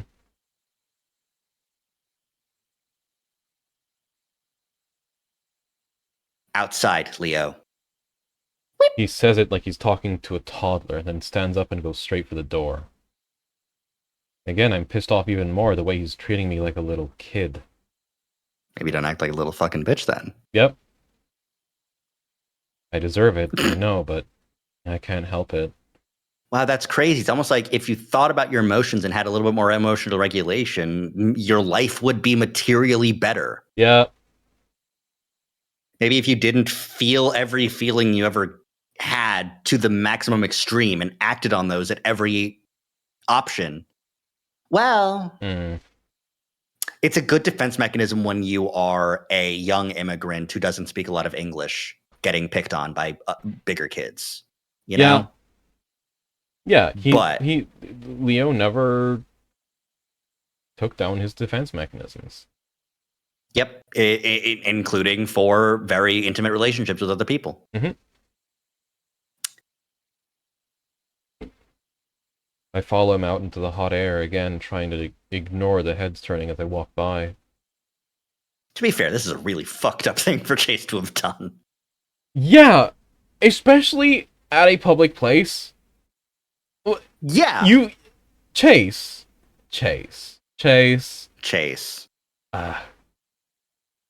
Why? Okay, here. You know what's really fucked too? Jenna. Yeah. Could you imagine the different reaction this would have had if Jenna went like, "Fucking got him," and then hung up? Like, yeah, imagine if she's just going, "Ha, I got you," and then hung up. Like, exactly. Come on. You could have avoided this. You know what? I think Jenna is sitting in the diner and is like watching and is like, this is tasty. I wanted experimental psychology. The prank that Chase told me was I was going to tell him got you, but I'm not going to do that. That's giving Chase too much credit, but I think I gave myself the hiccups. Ooh, you want to hold your breath? Okay. I can tank it. All right. What the hell is wrong with you? He whirls on me. I'm shocked he looks almost as angry as I am. Me? I told Jenna there was no way in hell you'd fall for this since you already knew how I felt about you. Ooh. All right, so it was Jenna's idea. Oh. It was Jenna's idea. And you know what? I bet it was because Chase was doing the thing that he does, which is, it's not a problem. We'll talk about it when we need to talk about it. And Jenna was like, no, that's not what's going to happen. You know what? I think I have a great way to make sure you actually fucking talk about it. Let's do a little prank. Yeah. What do you mean you'll talk about this later? No, you're talking about this now. I'm making it happen. You're talking about it on a random fucking Wednesday at lunch at a fucking Whataburger, at a fucking In-N-Out, at goddamn diner. Honestly, the interior and exterior have to be different. Yeah. Because this is a fast food joint and the inside was an actual burger joint. Yeah. It was a burger restaurant. Those are way different. Yeah. You don't get those sorts of decorations at a fast food place. Plus, they're just not color coordinated at all. Yeah, the interior being red and the exterior being yellow. Actually, those are burger condiment colors. That works really well, I think. Yeah, okay. But a place like that, obviously it's different places because the building in the interior was really tall. These are small windows. There's posters on the walls. There's no blind. Yeah. Yeah. How much? I think they deserve whatever happens in Echo. How much of this is the spooky children, or how much of this is the messy people making messes they can't clean up? Esper, That's the point. Yep. The horror. The spooky children are caused by the messes. Horror of Echo is simultaneously, like the Echo is psychological horror. It's, there is scary shit that happens, but like most of the scary shit is just like social horror. Mm-hmm. It's like there are supernatural things that happen, but the root of all of them is the actions of other people or yourself. Like the Chuntling did not cause Leo to be like this. Leo being like this caused the Chuntling. And Chuntlings had been appearing previously. They just were for other people doing other fucked up shit like Brian. Like, yeah, I kept seeing aliens and then my mother because I'm real fucked up. I know you've been seeing things too. The spooky children is the manifestation of everyone in the town's most horrible trauma, which happens all the time because there's a lot of just real terrible people in here who have been haunted by generational trauma. And like no one makes it out of Echo, really. Like, yeah. The closest we get are the side characters that are from Peyton. You can take the Chunt out of Echo, but you can't take the Echo out of Chunt. Yeah. Fucking imagining a chase that makes it out, like the end of Carl Root, just still ends up causing some sort of fucking supernatural paranormal singularity Akira blast in some other town he settles down in.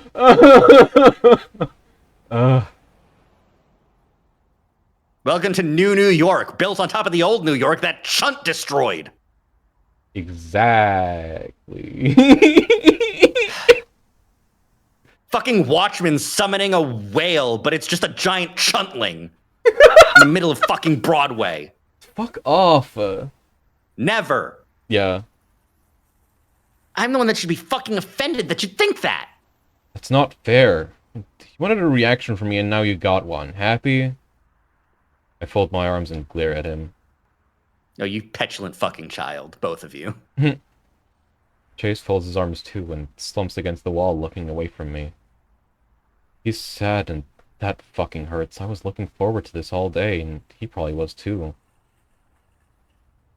It's almost enough to make me take everything back. Almost. Almost. I could write Echo so fucking easily. Exactly. Then Jenna shows up, her light blonde fur almost making her hard to look at as she lights up under the sun. It's almost like she's supposed to be camouflaged against the desert sands, huh? She comes running over from the parking lot to hop up onto the sidewalk standing next to Chase. That's really funny that she still wasn't actually even there. Yeah. I should have known how strange it was that Chase would park so far away from me.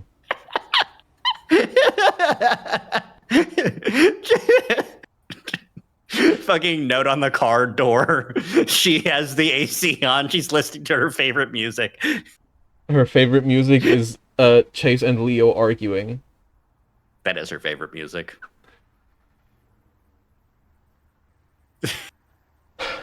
This is just like one of my BLs. I love Jenna popping up with her fucking DreamWorks face. So, got you, huh? Yeah. Oh, yeah, how does Jenna fit into the tank top meta? Ooh, right. Well, this is a crop top, it's different. Okay. Is it? Spaghetti straps is a way different vibe than, Right, okay, that's fair. Especially like a black, like, I really don't know what better term there is than calling the other tank tops that the other characters are wearing wife beaters. Like, yep. And this is definitely not that. I'd imagine Jenna's brother wears something like that. The thing is, Kudzu also was sleeveless. That was more of a compression top. Well, yeah. But listen, we need to work out this sleeveless meta. The it's because she knows symbolism.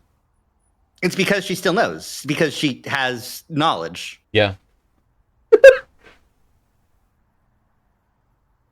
The reason the straps are so slim is because she knows so much. Exactly.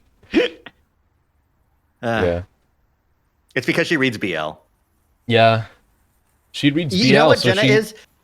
Listen, she reads BL, so she has the perfect amount of genre awareness for James Hendricks and John Bigay's messy breakup. Exactly. She has read enough BL to accidentally synthesize exactly what's going on in the town, but not know that. Yep.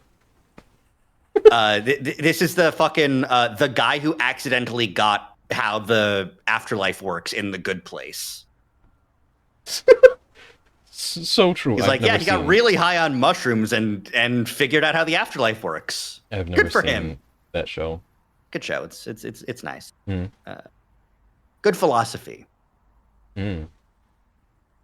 It's really interesting. It's like they brought on like a bunch of philosophy experts and majors and stuff, and we're like, hey, how would an ideal afterlife work? How do people live as moral people? And let's talk about that. And also have fucking hilarious actors do great bits. The only thing I know is the time knife. Yeah, we've all seen it. Yeah.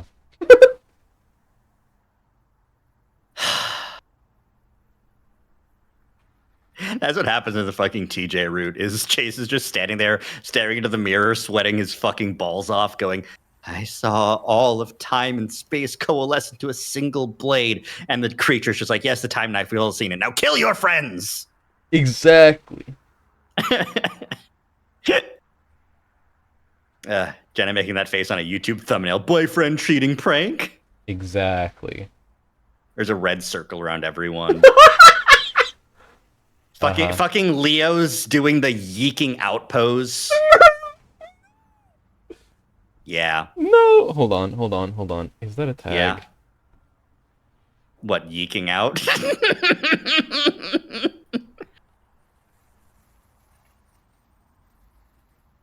I'm about to yeek, man. No results. Fuck. Okay. What the fuck? I looked up yeeking out, and one of the top image results is one of the guy from Yeek with his little yeek out.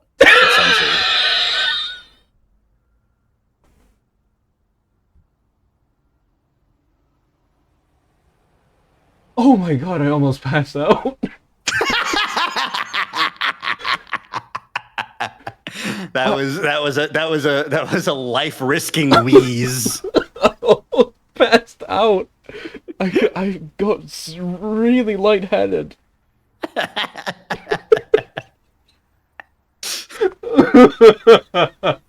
love you love the way I say things.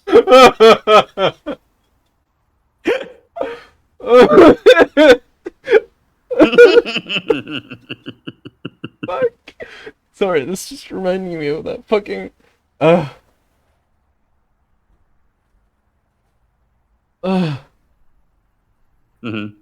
It's just reminding me of that fucking Disney adult TikTok.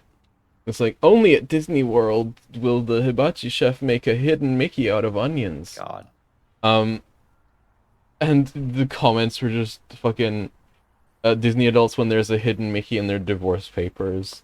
But the one that I was specifically thinking of was yeah, a guy got arrested for having his hidden Mickey out on the train home.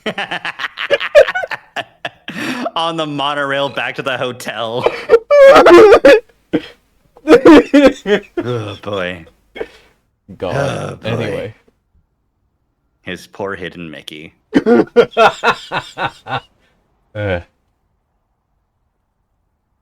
have have those in Kingdom Hearts. You've got a lot to look forward to. Shut the fuck up. Okay. Anyway. She'd been sitting in there this whole time, probably watching us through the windows. God, you think she has binoculars? You think she's that much of a creep? Oh my god! Right? Like, it was far away, right? Chase was parked far away from the restaurant. What do you mean she was watching you? How was she watching you? Did she have binoculars? With binoculars, like a fucking creep! She had the fucking opera glasses. She had Meta glasses in 2012. She had the Google Lens, the Google Glass, and was like tap, tap, zoom in, zoom in. I can see anything if I zoom in far enough. So true. She had the fucking Edith glasses from Spider-Man. Can we stop referencing the fucking Marvel Cinematic Universe? It's 2026. Spider-Man Bright New Day was good. I should see it. I agree. What's wrong, Leo?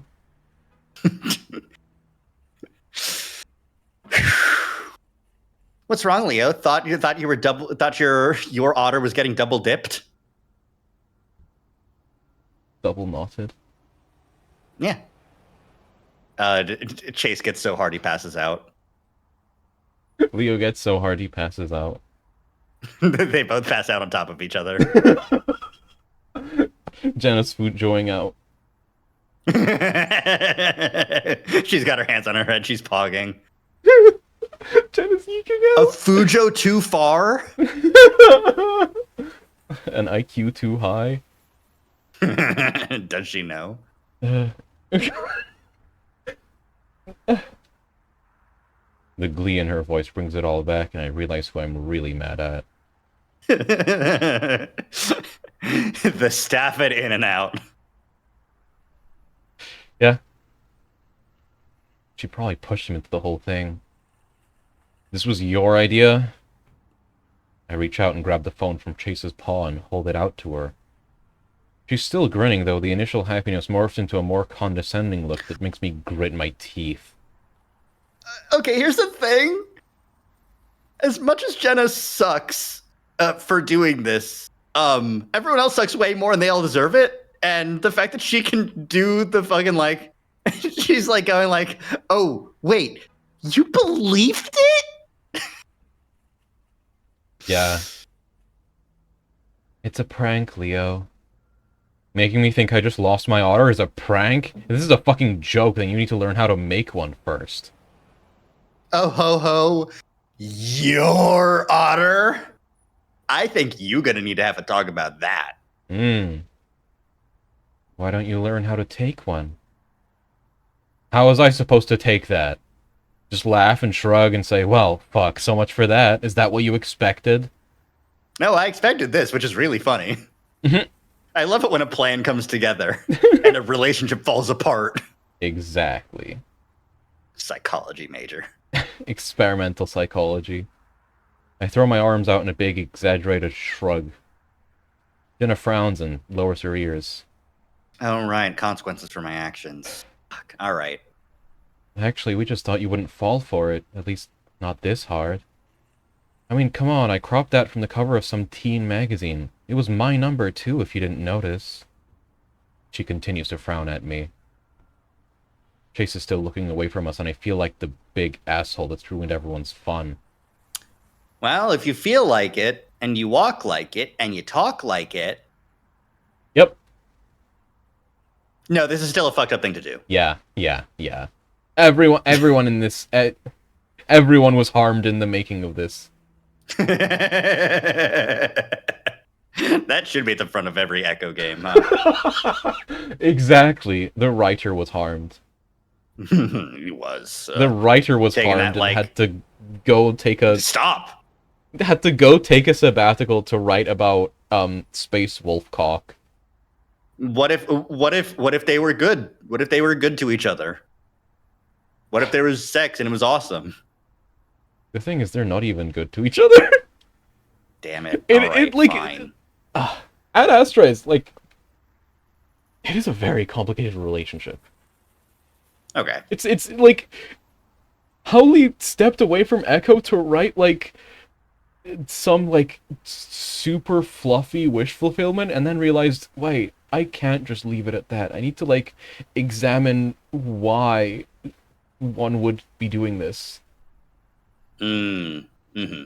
That's such a trap that that a lot of writers tend to fall into, where they just can't, because like, obviously especially if you're a writer like that, where you dive into the most, like, cerebral aspects of why a personality is like that, you can't just get away with being, and then they all lived happily ever after. Like, no, why were they having a conflict in the first place? Why did they need to meet each other in the first place? Are they really good for each other? Or is it, a false fantasy that they're relying on? It's a really good trap to get trapped in, because Ad Astra was really good.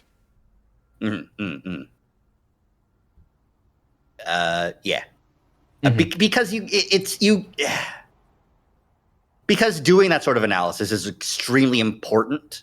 Yep. And leads to a lot of good character development. Especially if the characters are doing that analysis in the actual medium, because if they're not, then that's Echo. We're definitely not going to be streaming Ad Astra, but I think that you should read Ad Astra in your own time. I'll consider it once I have time again. It's good. Anyways. It just wasn't a good time, all right? No? Dude, you fucking know. You fucking know. I know you know. No. Why the fuck is she doing this right now? I just wanted to talk to Chase alone. I look back into the restaurant and a server behind the counter is looking at us, a tray of food in her paws. Some of the patrons are staring too, like I give a fuck. You've been giving a fuck this entire time, man. Fake DGAFer. Yeah. To be fair, there's a difference between, like, I don't give a fuck in general all the time versus I'm so mad I don't give a fuck right now. Despite the fact that I do care. Like, I don't want to be that guy, but right now I'm pissed enough to be that guy. Yep. You are that guy. What the hell are you doing here anyway? The semester ended last week. So you're staying at home for the summer? I gave her a confused look. Fair enough. Of course not. I'm staying with Emily. Oh, your friend from Peyton who comes to pick you up when in certain routes? Maybe? Maybe. I don't remember. Because she's mentioned I'm going to have some friends pick me up in like TJ route. And we never get any information about that. So just having some friends in Peyton makes sense for her, If it's the same friends, eh?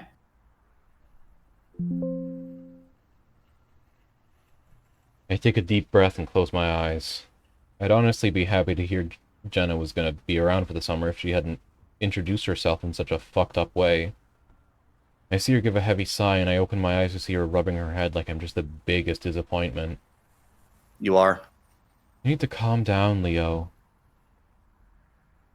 Understatement of the fucking century. How can we ever have fun if you're exploding all the time? I grit my teeth again, and I have to work not to snarl. Telling me to calm down is the worst thing you can do right now.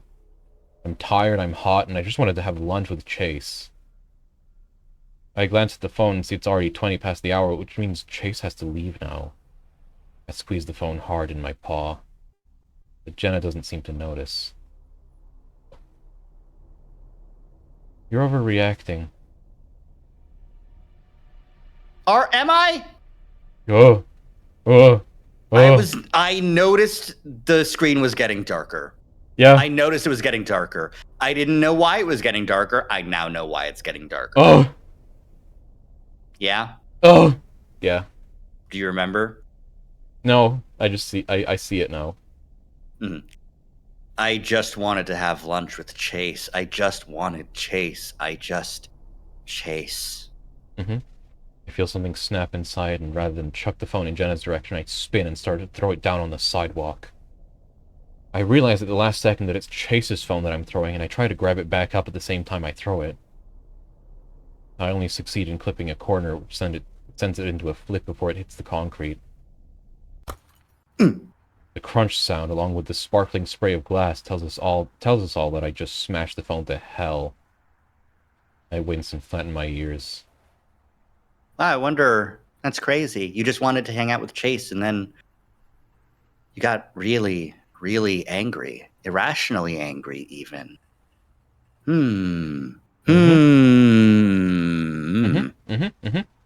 I stared at the little black square for a while, feeling both of their eyes on the back of my head. ¿Qué mierda fue eso? I'm doing my best. I believe in you. I cursed myself, though I've said it enough times before that I know Chase recognizes the phrase. Slowly, I turn around and my face flushing as I try to meet eyes with him. Dude, I know you're mad, but that was my smartphone. That's gonna be a $500 replacement, and I don't have a job because I'm a. Not because I couldn't get one, but because I want a job that's interesting.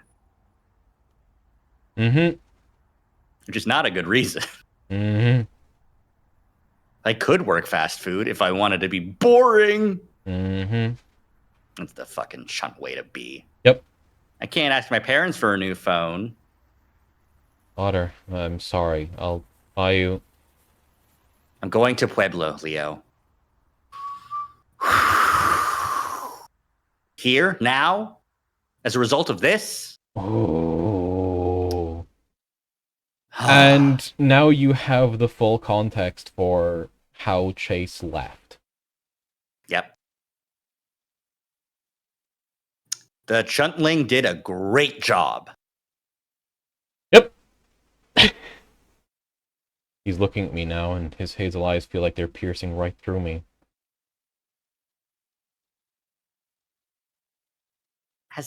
As fucking if. His piercing hazel eyes. Most normal guy in the world, and he's like looking a little bit hard. I stare at him for a second as if I didn't understand, but I feel my stomach sink even as I speak. What? Sucking in his cheeks to stop himself from frowning the way he does when he's trying not to cry. Jen is silent, looking away, but my gut tells me she already knows this. And she already knew this, and that starts to bring back some of the anger. That's really fucked. That Jenna did know, and still wanted to do this shit, you know? What the hell are you talking about? I said, I'm going to Pueblo in August. Got accepted in January. Wait, okay, so this is the summer of senior year then, because, you know, going. So this is after high school. Yeah, okay, yeah, Jenna's already in her first year of college, and she's only 1 year older than Chase. And that does make Chase's everything even more fucked, because he kept on, obviously the January thing, I got accepted. Yeah, he's been holding on to this for months! When he was still in high school. But also, it makes his lie, like, even worse, because the lie was, I don't know, I'm going to decide in a few months, you know? I have a few more months to think about this. And it's like, no, you've thought about it, and your lie was really bad, because if you did want to go, and if Leo was at all supportive of him going, then Leo would be like, okay, but like, you do actually you needed to make a choice like fucking a year ago, man. Yeah. And if I was going to support you leaving, then I would have like helped you with your application, you know, stuff like that, you know? But no, obviously that isn't what he was going to do, and that's why he couldn't tell Leo, but like the lie didn't make sense. Anyways. I don't know what to say. I feel like I've been punched in the stomach and I can't get my air back to make words. I say all I can manage. Chase. He turns away from me. I gotta go back. I'm already gonna be late. Jenna looks over at me and I finally see some remorse in her face before she jogs to catch up with Chase. I hear her start to apologize. I watch him go, desperately wanting to run up and pull him into my arms and tell him I'm sorry, but I know that'll probably make things worse. I don't need him. I have him. He likes to be left alone when he's pissed like this, but after dropping that bomb, I want to talk to him right now. No, we'll figure this out. Doesn't matter if it takes a month, a year, 3 years. Yeah. 2 years and change? Yep. I'll just talk to him when school lets out. Yeah, that's what I'll do. Just a few more hours. I watch them pull out of the parking lot, and I wish he'd look at me as they drive past, but he doesn't. Neither does Jenna. Am I crazy, or did Windows change the USB sound? What? It's a little bit like quieter, a little bit rounder of a sound now. It's not as sharp. I don't remember. Like I only noticed it today, so it's been like a week. So last week the USB connection sound was normal. They have, yeah, okay. Well then, fuck them. Okay. They're stupid. Yeah. It's cringe because it's not. The previous USB sound. It's still the same cadence. It's still the same sound.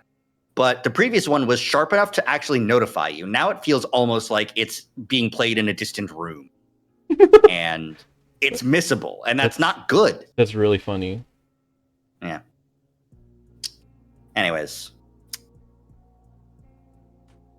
I hesitate, then pick up Chase's phone because he's going to need to recover some shit from it when I buy him a new one.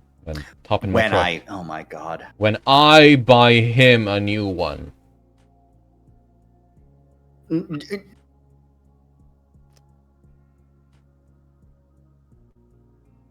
I'll buy you, I'm going to Pueblo. Mm-hmm. I'm still going to buy him a new one. Ugh. Yep. Was this also written by Howley, or? I don't remember. I don't know if... I can't remember exactly if all the sides... I can't remember if all the side stories have, like, separate credits. No,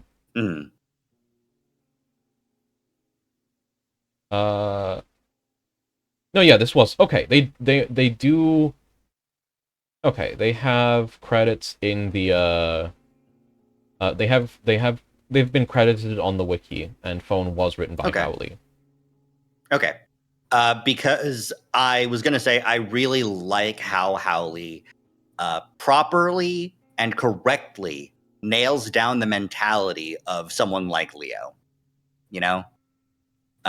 It's not even like we don't get a lot of Leo's internal monologue when we interact with him, but we still get like glimpses when he like says stuff like that in the Leo route, where he just sort of like assumes something's going to happen the way he wants it to.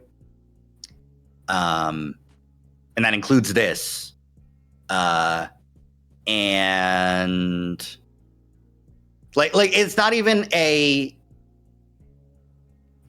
thought like he's gonna need to recover some shit from it when I buy him a new one. Like it's really well done. There's no self-interrogation about the fact that that's going to happen, because it's going to happen because he needs to make up for it so that they can stay together, so that they can be together. Yeah, exactly. So that we can work it out, which is I just have to, if he does go to Pueblo, I just have to hold out for 4 years. I just have to not kill myself for 4 years, and then he'll be back. Exactly. Yeah. I sit there for a second, not sure what to do. I feel sick and angry and tired all at the same time. And hungry. You didn't get your burger. Yeah. Real fucked up. That's the most fucked up thing about this prank. Yeah. Hi, Cav. Hi, Cav.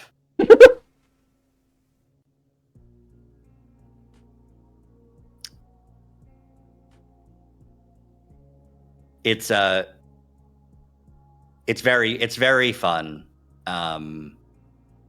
when alters have different typing quirks. Homestuck. Yeah. What if you had all the trolls up there? Yeah. Such cases? I don't know how many. A few such cases. A few. Gotta be. Vriska.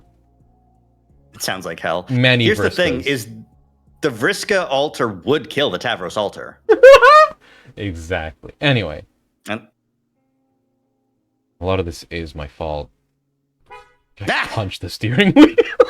That's really funny. That's really funny. I got a little bit spooked. I don't know what to tell you. That's really funny. I punched the steering wheel and it honks. That's really funny.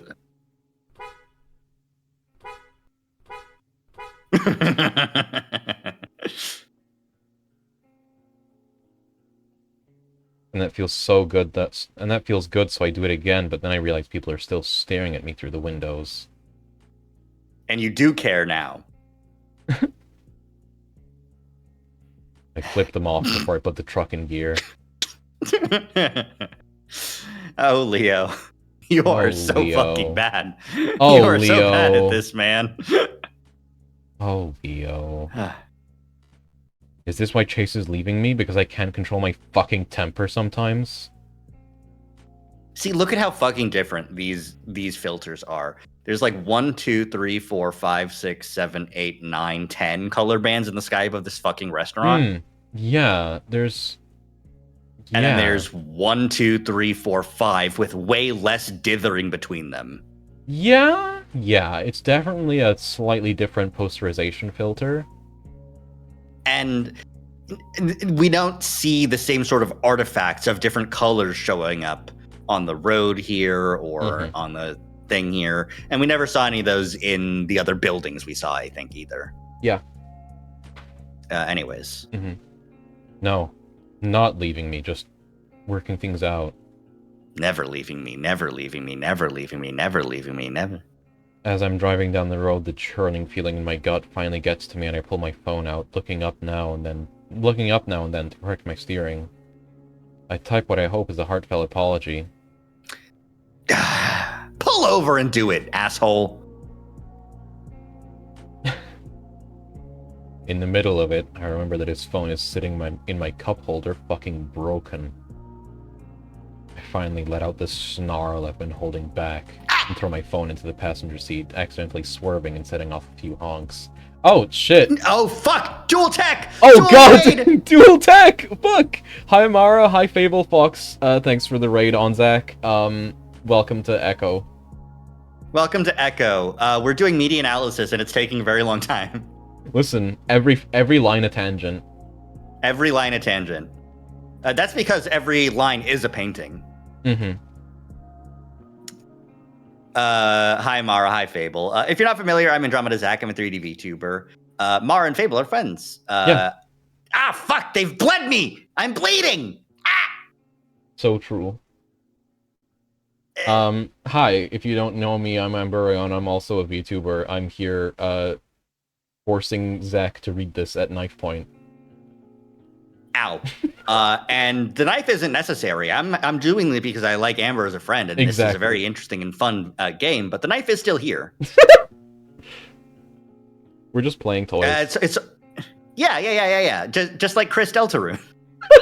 Exactly. Ooh, toys. Ooh, toys. That's Aqua Deltarune. Exactly. How was y'all's streams? Y'all were doing Guilty Gear Strive, if I'm not mistaken, right? Hold on, I can...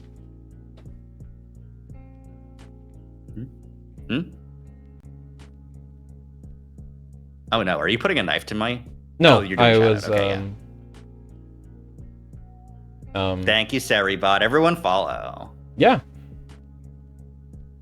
I hope you enjoyed your streams. Take your post-stream recovery, best you need, all that good stuff, and hope to see you around. Yeah. Anyways, yeah, Leo sucks. He's a Texan driver.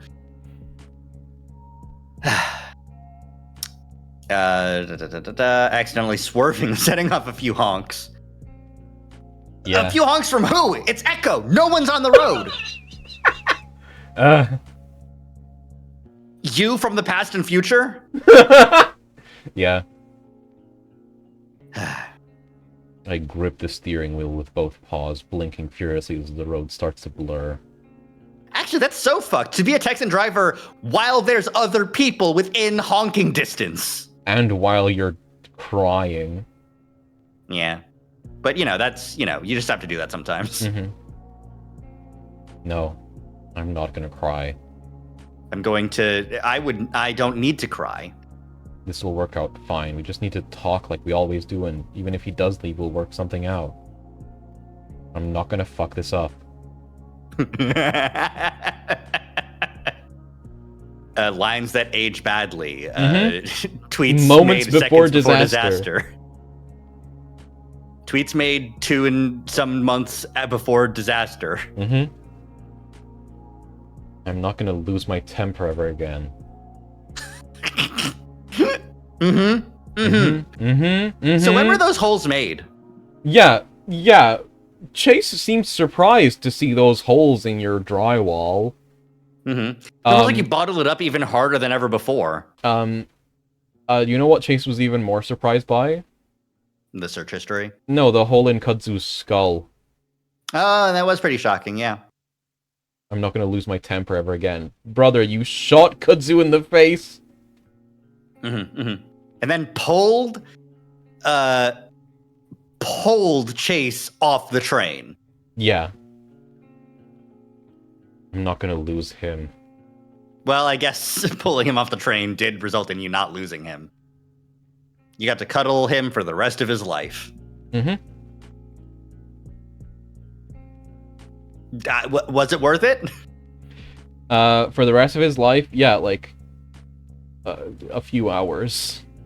Yeah. Don't worry, that was the rest of Leo's life too. Fucking as soon as he realizes the body's cold, which might be like a week, he's fucking shooting himself in the head. Yeah.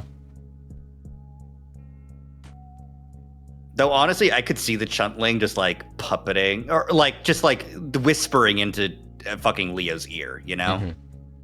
Not puppeting Chase's dead body around or anything, but like, you know. Anyways.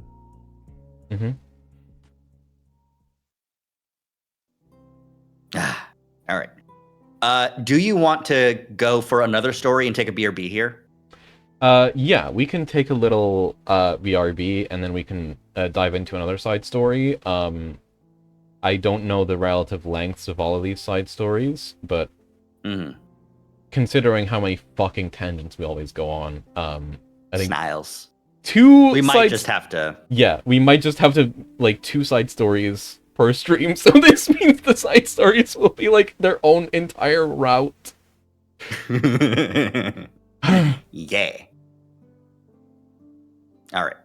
Let's go on a quick BRB, recuperate. We'll be back in a few. Yep. We're gonna run an ad. Bye.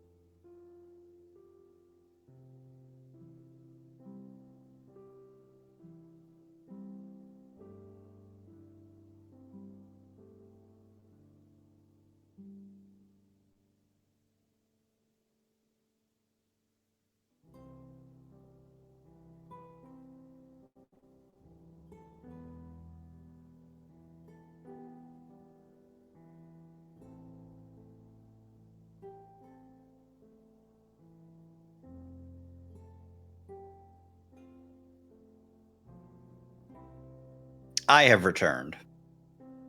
Return of Zach.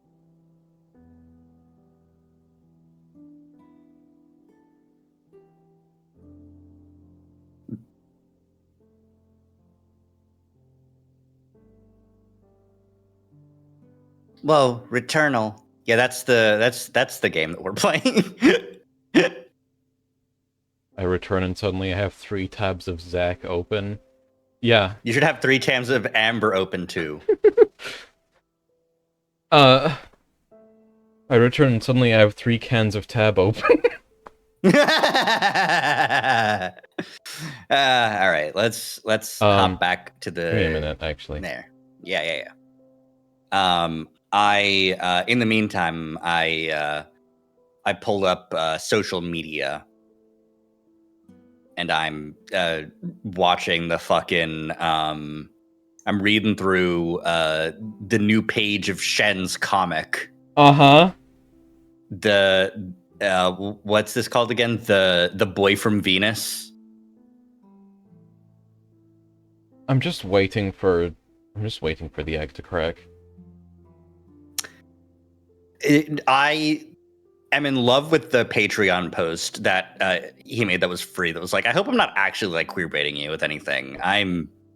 But in the same paragraph going, I am going to therapy for gender stuff. Mm-hmm. We just have to hope that the therapy is like, you know, gender affirming care and not exploratory therapy. Mm-hmm.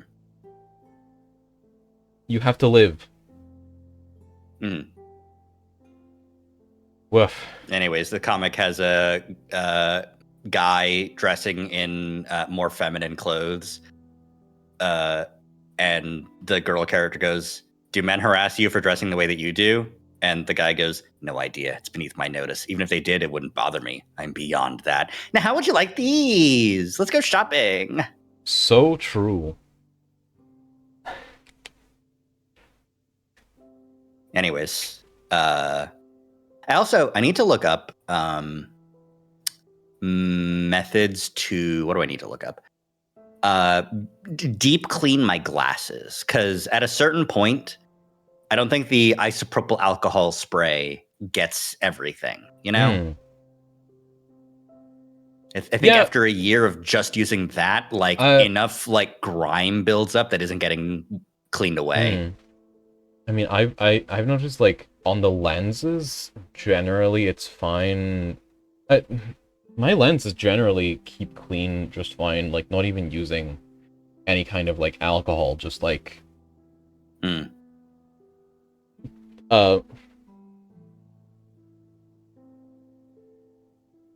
just using fucking breath mist and a microfiber cloth. I can't get away with that shit, man. I got long bangs and long eyelashes. My glasses get dirty quick. Yeah, that's fair. I just recently got got an eye test earlier today. Mm-hmm. I have one positive thing and one negative thing to say about eye test. The negative thing is I hate the fucking they test the pressure of your eyeball by blasting air on it. Oh. Yeah. And they like do it like 4 times until you stop blinking, or they get one where you didn't blink. Mm-hmm. And I'm like, I know that you need to, but like you can't expect me to not blink, man. Mm-hmm. The positive thing that I like is when the optometrist pulls out like a really, really bright light and shines it into your eyeball, because he's looking at your blood vessels to be like, all right, do you have any like eye disease? Do you have glaucoma? Do you have, whatever? Mm-hmm. And while he can see it, I can also see it. Mm-hmm. In my vision, I also get like flashes or remnant images, shadows of my own blood vessels splayed out across my retina, and my brain is registering them. It's really awesome. Yeah. We're sharing the experience of looking at my eyes. Mm-hmm. Gonna get ready for bed.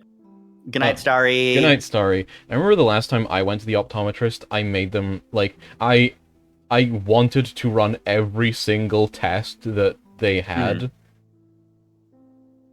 Mostly because I was, like, kind of really concerned about the amount of, like, floaters I had in my vision. Sure.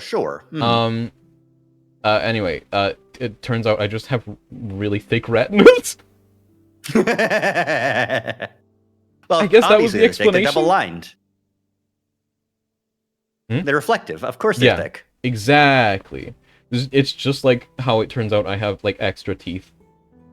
I have 2 extra top teeth. Yeah, obviously, because that's, Those are my fangs. Exactly. Those are obviously, your canines are your fangs, but those are canines. Yeah. I'm canines. True. But yeah, I went to a new place this time because the place I usually go to is one of those fucking like chain places where they like really want you to buy glasses too. Yep. I found another place it does still sell glasses, but I was able to be like, I'm not going to be buying glasses from you today because I have glasses that are very similar to the ones I draw myself with all the time. I've ordered them online. They're under rim glasses, which are they're not common. Most of the time it's the over rim or full rim frames. But the under rim, I think, really accentuates my very thick eyebrows, which I love. You know? Anyways, Echo. Into the Let's lake. hop back in. All right. What are we going for? I think I want to save metaphor for later. So I think I want to do lights. Let's do lights.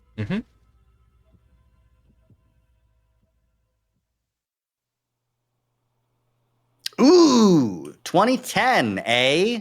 Oh, yep. 5 years prior to the events of Echo, 8 years following the events of Sydney getting fucking murked. Yep. Okay. Cool. 2 years after Route 65. So prime of the Lee Ace relationship really doesn't work, huh? You really can't like combine those names. It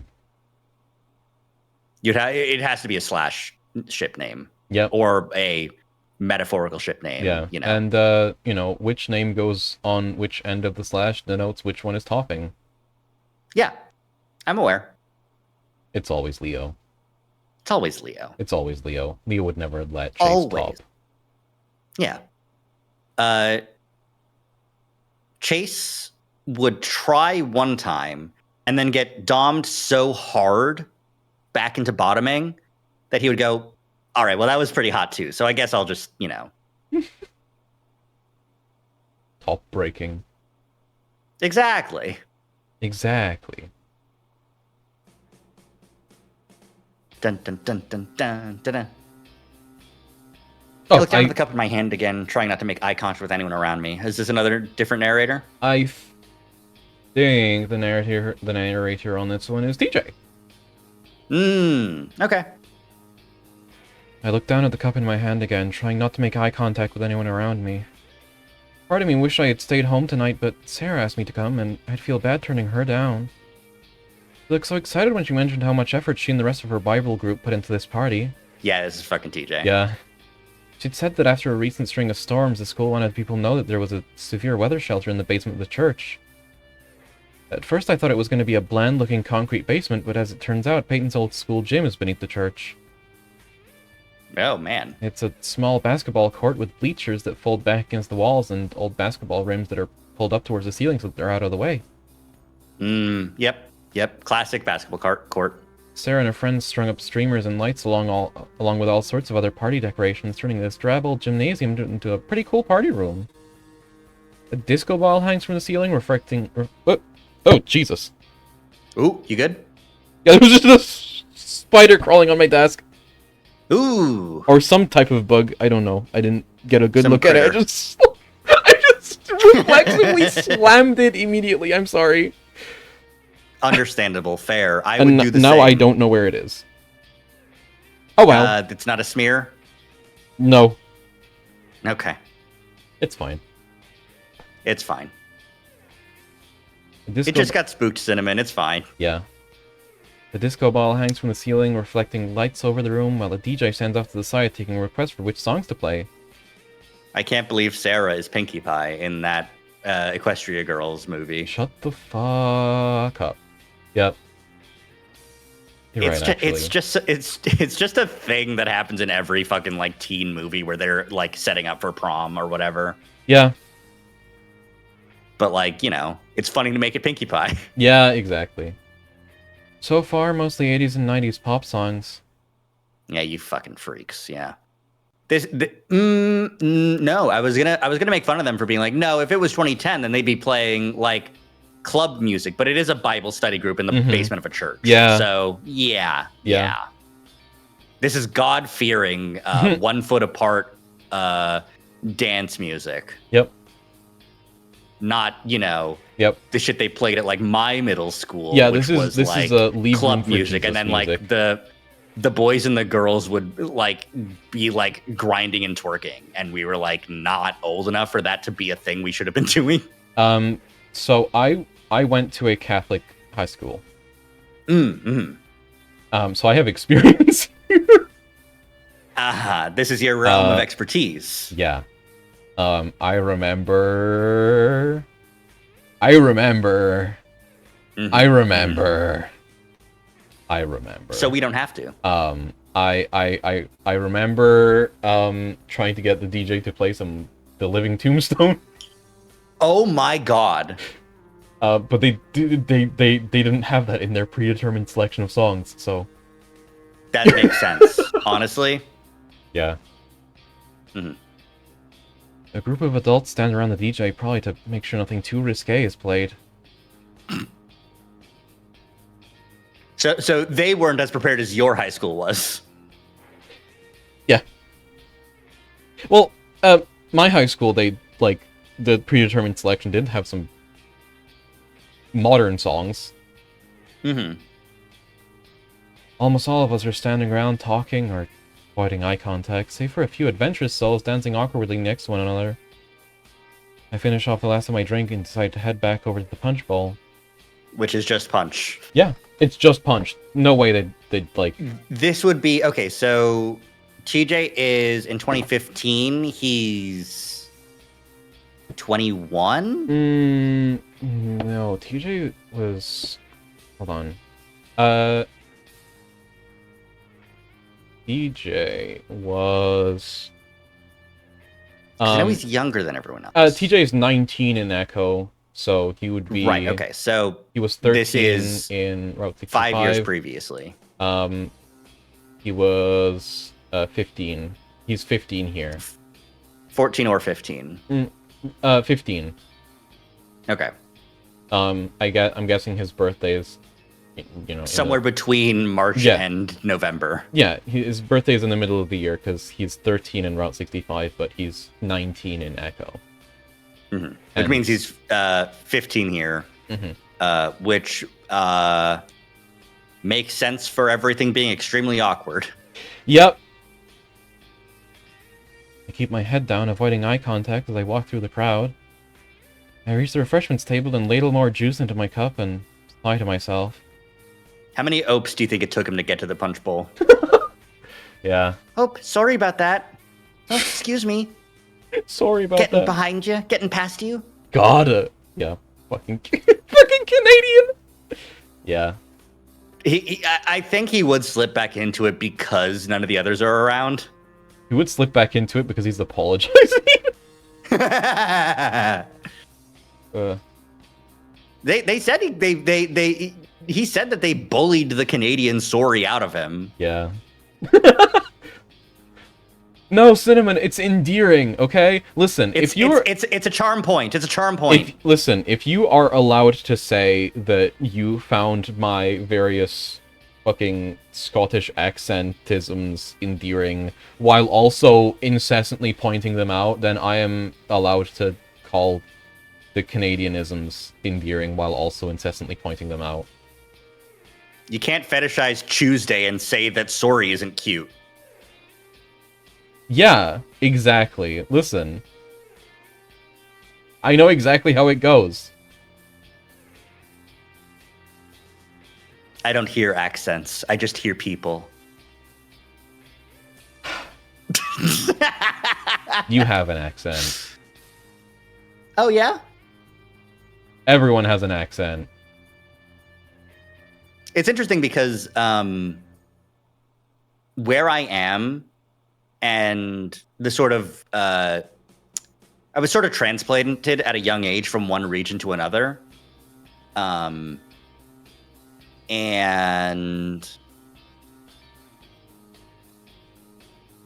it's difficult to recognize if I have an accent at all, because it's kind of yeah, the words that like you would associate certain accents from I don't say with those accents, but it's I don't know. Yeah. I don't know. I don't know. Who would know? I don't know. Probably some sort of a linguist. Listen, you hit the re. You hit the re? Yeah, you hit the fucking fucking tongue trill in place of a D. I don't know. That's accent. Yeah. That's accent. Yep. It's those fucking Chinese videos about like, here's how to sound more like a natural American. Mm-hmm. Water. And it's water. Anyways. I really shouldn't have come here tonight. My parents are out of town for the weekend, and I had to ask Chase and Leo for a ride. And now they're probably fucking in the backseat of Leo's truck. Yeah. Also, Cinnamon, I don't want you to stop. But I just know what happens when it's pointed out, even if it's pointed out in a way that it means that you find it endearing. Never change who you are, because who you are is attractive to other people. Yeah. Actually, that's a very bad reason to never change who you are. No, I changed who I am because I'm a streamer. Never change who you are because other people might like you is a really bad motivation to never change. Yeah. I need to analyze that, but maybe not on stream. Mm-hmm. I figured since they were already heading to Peyton tonight would be alright, but something about their mood made me think that I'd ruined their night. We can't have sex. We just had to... TJ was right here.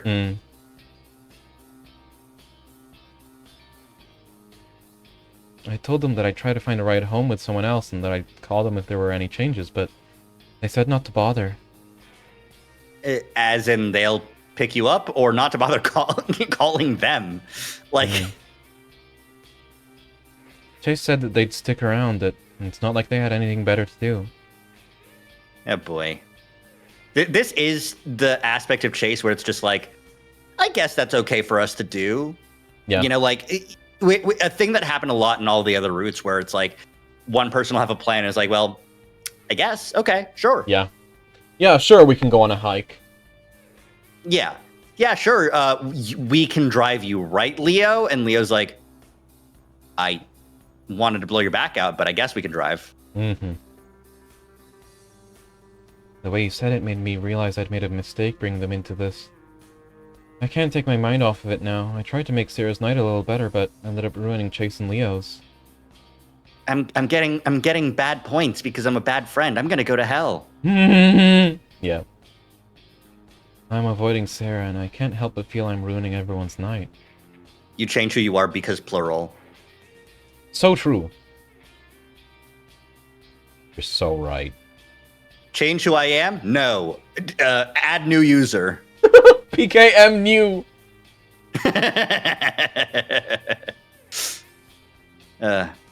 Create new world in Minecraft. I have to stop myself from thinking about it too much. Oh boy. I'm glad TJ thinks the same thing as Chase does. And we're right about TJ thinking this every single day of his life. I bring my cup to my lips and drink just so that I'm doing something, if only for a few seconds. I end up downing all of it, and I close my eyes. I focus on slowing my breathing to stave off a panic attack I feel coming on. It takes a few minutes, but finally I can feel my heart rate slow and my body relax.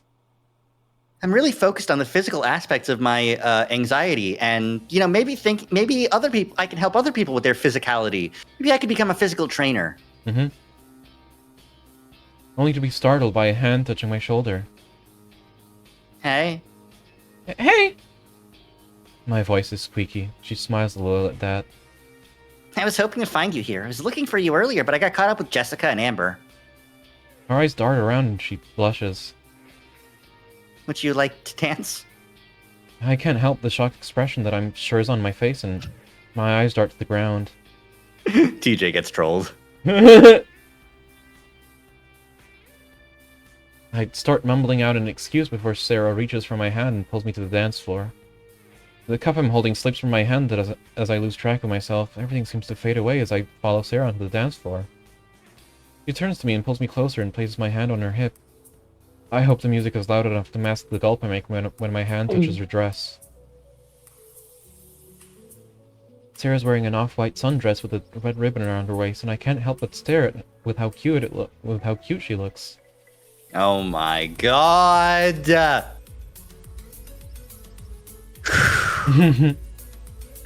This is really cute as a thing. Yeah. I'm dying. I feel overdressed in my outfit. My mom had laid out my clothes for me before she and Dad left. A light blue dress shirt and tie paired with slacks. Sarah's smile snaps me out of my reminiscing as she waits for me to take the lead. I force myself out of my trance and take a tentative step right onto Sarah's foot. She squeaks and pulls her foot away. Yep. Sorry. Sarah just giggles at me while my face burns. There are a few more missteps before we get a rhythm down, and I can't help but feel kind of good about myself. I'm kind of schmooving. I'm kind of busting it down. Sensitive style. Busting it down Christian style. Busting it down in a God-fearing way. At least I still have a chance at making Sarah's night and not completely ruining it. Her smile seems to have a way of relaxing my nerves, and soon enough I'm smiling back at her. Oh boy. You know what it is about Echo? Is the town has a way of developing these sorts of relationships, I would say. These, everything's terrible, the world is falling apart, but when I look at this person, everything's better. Mm-hmm. I don't necessarily think that's like 100% like an Echo thing to happen, but it makes sense if it is, because those types of relationships can get really toxic because of the possessiveness of the I can't live without you, the addiction of it all. Yeah. Yep.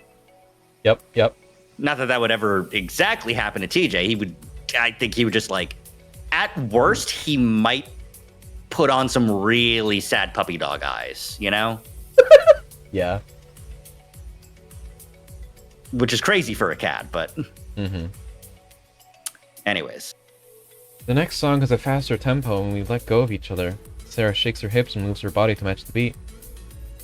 And I think about a big bucket of water being poured on my head. I fumble, not knowing what to do with my hands, so I start to copy Sarah and hope she doesn't notice. Autism.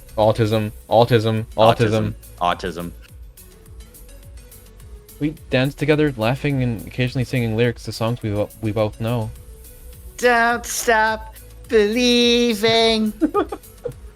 Oh! Yeah. See, the thing is, they're kind of cute with it. They're kind of cute with it. Every now and then we bump into each other, which forces a few laughs out of us, although I'm suspicious that she's doing it on purpose. Ooh, I can hear the music slowing down. Mm-hmm. This is the part where the real couples keep dancing and everyone else makes their way out. Yeah. Before long, the tempo of the music starts to slow and we find ourselves slow dancing once again. Sarah pulls herself closer to me this time until our bodies press together. She looks me in the eye and smiles warmly before putting her head on my shoulder. She wants you bad, dude. Yeah. My body tenses and I can feel her breath warm against me. I can feel her body press into me as she hugs me tighter. Ow. Mm-hmm. Sorry, this is just so cute. I had a stroke. Yep. This is just so sweet. I passed out from diabetic shock. So true. This is a testament to the writing ability here, because this is a new writer. Oh, it is. This is Scratchel, which is a complete other person. Well, it's Scratchel is doing a great job of this, like, nervous, tentative, like, I relate a lot to TJ here. This, like, nervous, like, am I allowed to find this person cute? And also the fact that they are, like, fucking 15, right? Like, yeah. Yep. And like thinking about it and recognizing that, yes, this is very cute and attractive, but I'm like trying my best to like downplay it even in my thoughts, even though I'm noticing, even though we're hugging and it's tight and her breath is on and like I am noticing all these physical things, but I'm trying my best to make sure that I'm not overreading into it. I wouldn't be allowed unless someone explicitly said, I'm into you, you know? Yeah. It feels nice. In that moment, I realized just how much Sarah enjoys my friendship. I feel like she trusts me. Your friendship. I'm surprised in Echo you don't show up with a fucking promise band. Yeah. It's been so long since I felt this comfortable around anyone. Not even Jenna or the others make me feel like this. It's because they suck! Yeah. Yeah. I haven't felt safe around anyone in such a long time, even my own friends. This is wish fulfillment. This is a wish fulfillment from the writer. This is TJ fan fiction. God, yeah, this is a fic. This is a fic. Yep. But with Sarah, it's as if I can let my guard down. I feel like I could do no wrong to her. I gently pull her into me, returning her embrace and smile. Unfortunately, my body reacts to this in the worst way possible, and my smile fades as I feel my pants getting tighter. You are 15. Many such cases, man. It's okay. Many such cases. It's fine. Do what everyone does. Find a textbook and slam your dick down. Everyone does it. Oh, you're not in school right now? I guess you can't. Cock injured. Snap. Whoa! It happens. Visceral. Yeah?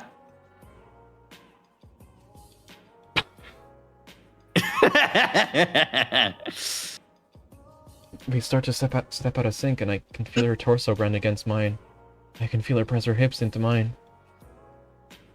But where's the room for Jesus, Sarah? Sarah!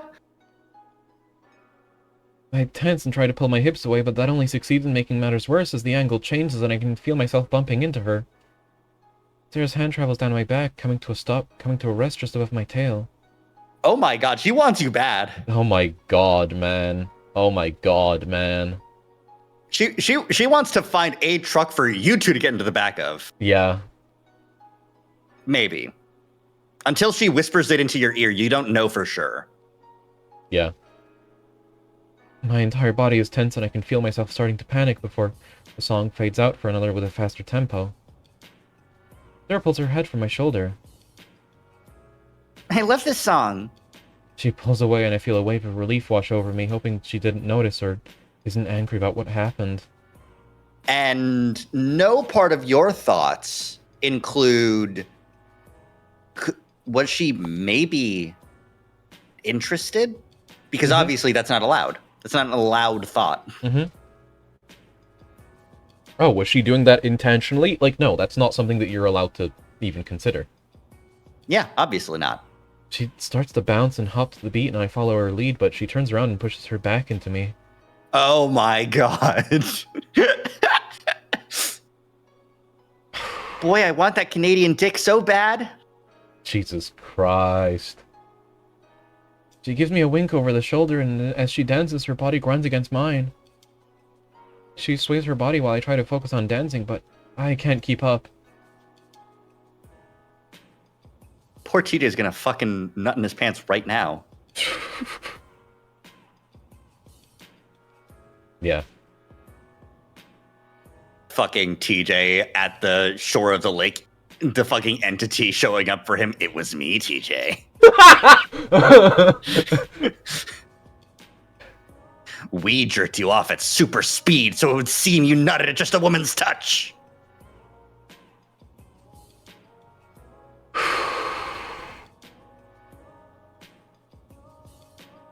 I hate you.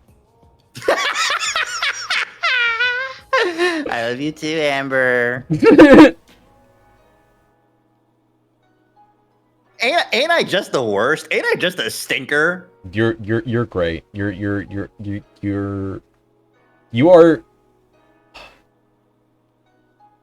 I'm so cheesable. You're the funny one. That's not fair. You're funny. I like watching your streams. No, you know what I'm saying. Oh no, I laughed and I got spit in my nose. Oh no.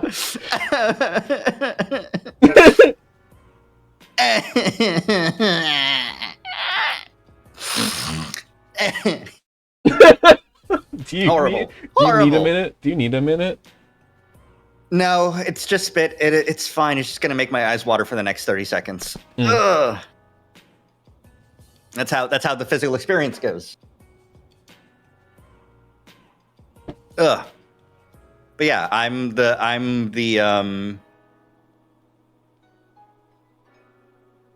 bokeh and you're the straight man.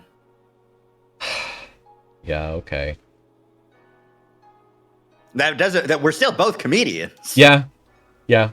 And we have our own solo careers that are very good. Yeah. Yeah. Oh man. Hmm? I might actually need a minute. Oh, this really sucks.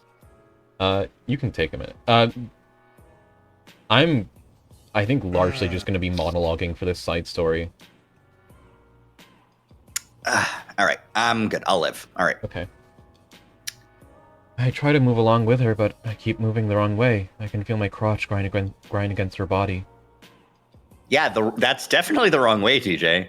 It's not like if she can control the tempo of her own body. Yup. Panicking, I take a step back, and she follows me. The song seems to go on forever. The music finally changes, and I can't focus on anything other than what's going on in my pants. Sarah looks at me, and before I can react, kisses me on the cheek. All right, he's coming right now. He is about to bust. Oh, good. TJ is getting so hard he passes out. Yeah. Thanks for dancing with me, TJ. Even in the dim lighting, I can see your blushing face.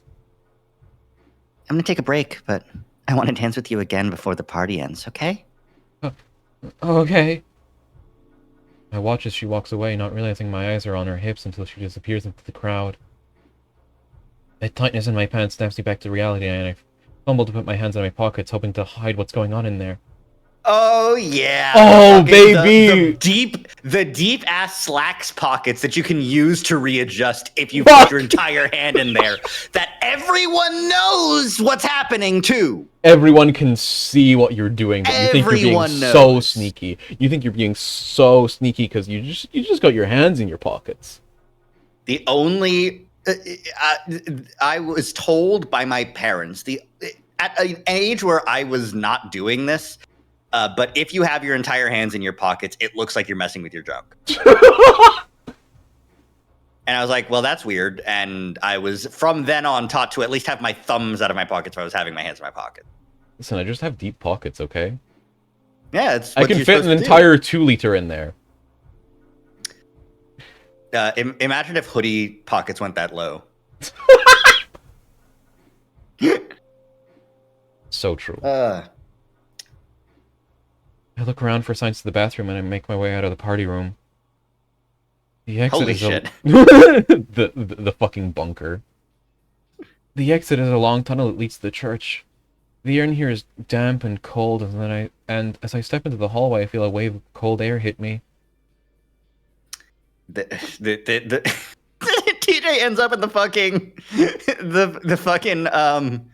the Hendrix hotel. God. I realize how warm I am. I'm practically panting. I groan as I realize I probably look like an idiot dancing with Sarah. You look like a mark. That's what you looked like, man. My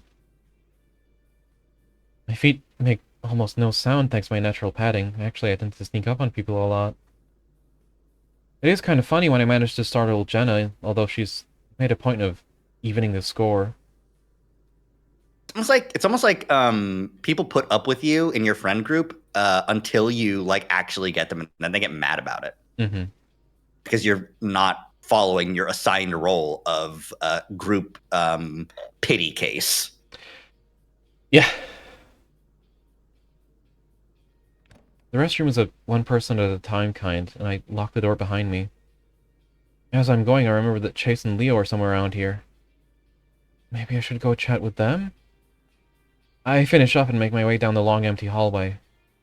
How do you finish up, bestie? No, I'm sure he just like washes his face, uses the bathroom. Yeah, I think he just went to pee. I don't think he's like. I don't think his Catholic brain can comprehend just having a quickie in there. To be fair, a quick wank in the middle of a party where a girl's dancing with you is fucking crazy. Right? Like. Yeah. I try looking for Leo and Chase, but it's hard to see much in here. I stand on my tiptoes, hoping to see Leo's ears, since he's so tall. You're so fucking baby with it, man. Nothing. I circle the room twice before I give up. Maybe they went outside? I make my way back to the exit and walk down the silent hallway again. This time I turn the opposite direction and at the end and make my way upstairs and into the church. The chapel ceiling makes the hall seem twice as large as it is. Okay. Hey, do I need to be scared? because I don't like this. Are you scared? Yes. Good. Oh, damn it. Candles sit lining racks along the walls. A few are lit, but most are not. The fact that any are lit is kind of crazy. Mm.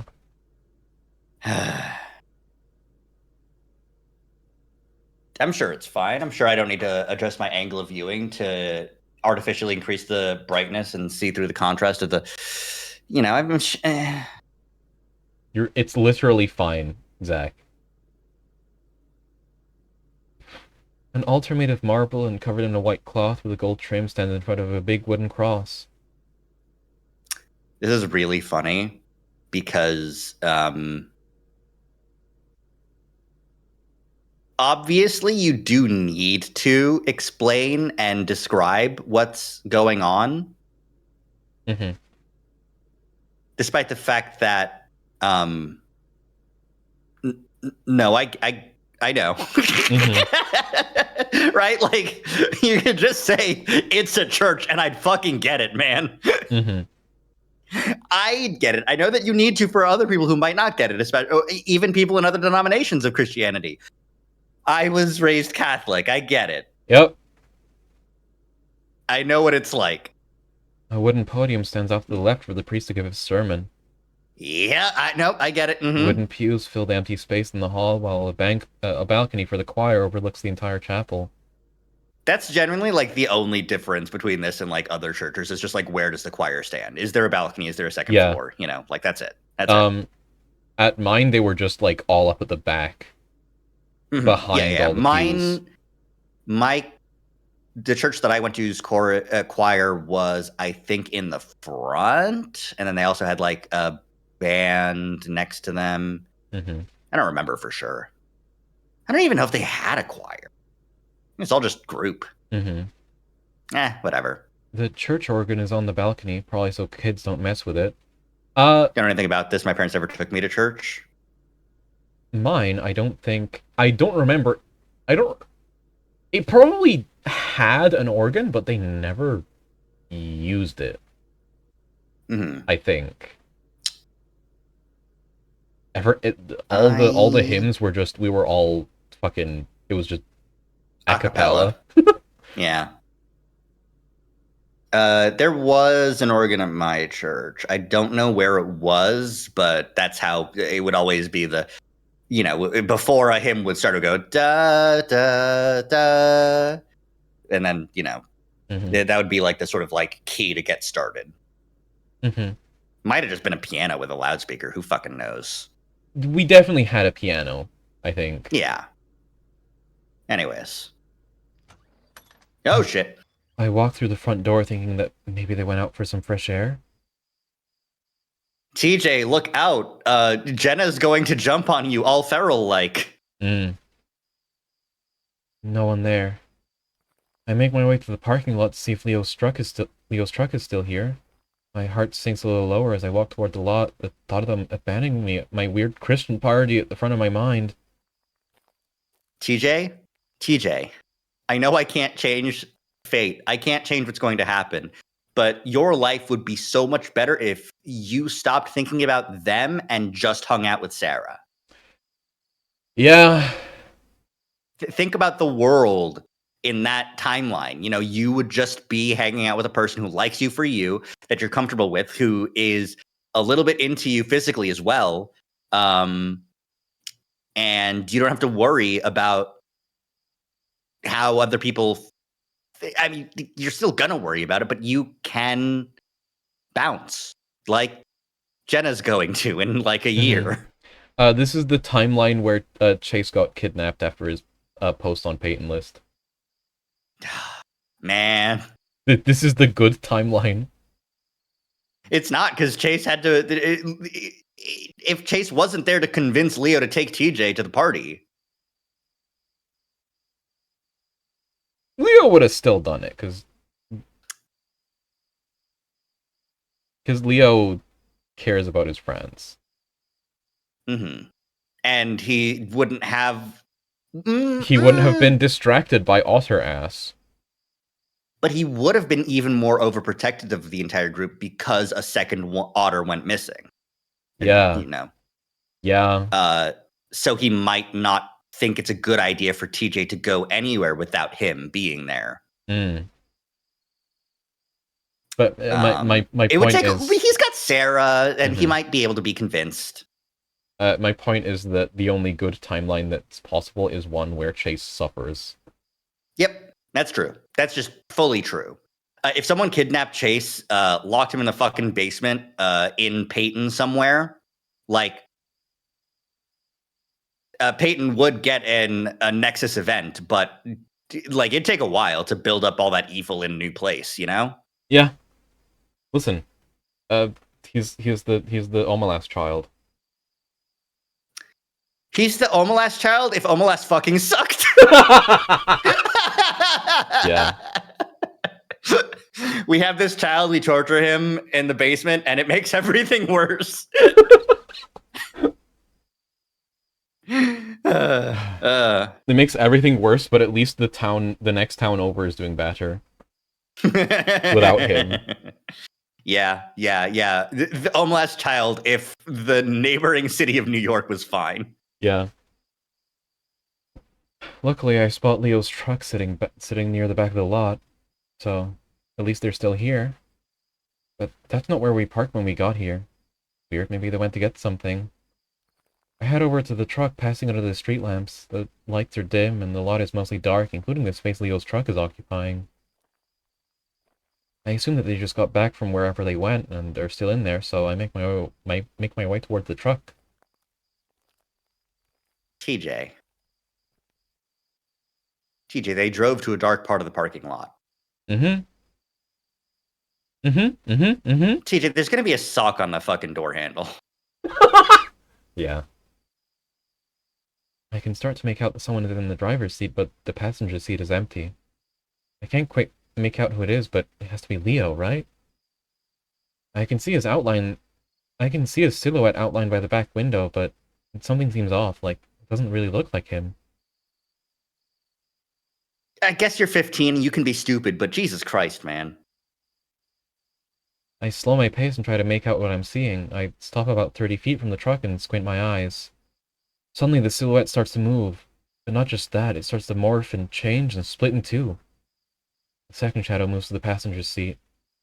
I start backpedaling as the driver's side door opens, and I'm about to turn and run when the headlight comes on and Leo leans out. Hey, TJ, is that you?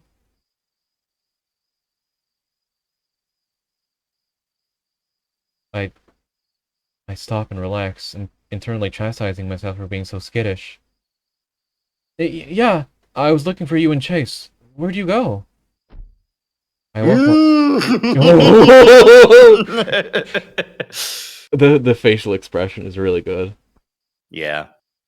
I walk more confidently towards Leo, and as I reach the car, Leo closes the door and rolls down the window.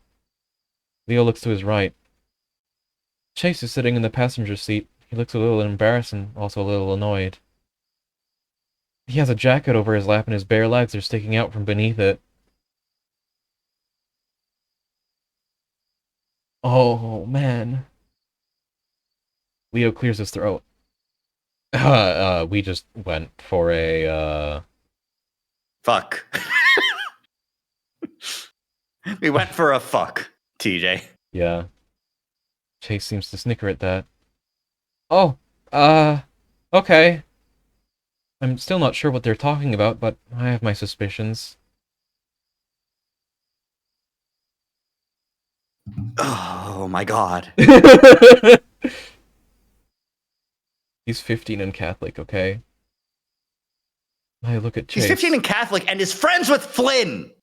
Yeah, okay. That's fair. They've talked about putting shit up each other's asses for the past 7 years. Yeah. And he goes, stop saying asses, hee hee. I look at Chase. So, are you gonna go to the party? TJ, fuck off! Leo looks at Chase, who sighs heavily like he's just put down a giant weight. I don't know about the TJ. It's kind of awkward. Not really into the whole Kool-Aid thing. Yeah? I know what you are into. Mm-hmm. Okay, if I'm Chase here, I'm just gonna go, TJ. I think we're just gonna hang out here. You should go back to the party and have fun. Mm-hmm. The thing is, he in can't fact, have you fun. should have fun for the next 30 minutes. He can't have fun at the party because he's gonna get a boner. And then TJ and Chase and Leo look at each other and like, boners aren't fun. Yep. They're having sex right now. Yep. And they're like, wait, you're not going to enjoy having a boner right tonight, this evening? It's the funnest thing in the world. Yeah. It's even more fun than God. Also the Kool-Aid reference. Yeah. It's 2010. Yeah, that tracks. Mm. That last part comes out all mumbly and quiet. I flatten my ears to my head and ball my fists. Serious? Quit acting like this is some cult, Chase! TJ, it's Chase. You know him. Mm-hmm. He's never going to say something correct. Like, you can't fix him by being indignant about it every time he's like kind of an asshole, because that will never change. Reddit atheist. Yeah. My eyes go wide when I realize I said that out loud. Chase rolls his eyes and makes a sound with his mouth. I know, TJ. I was just joking. I clench my fist harder.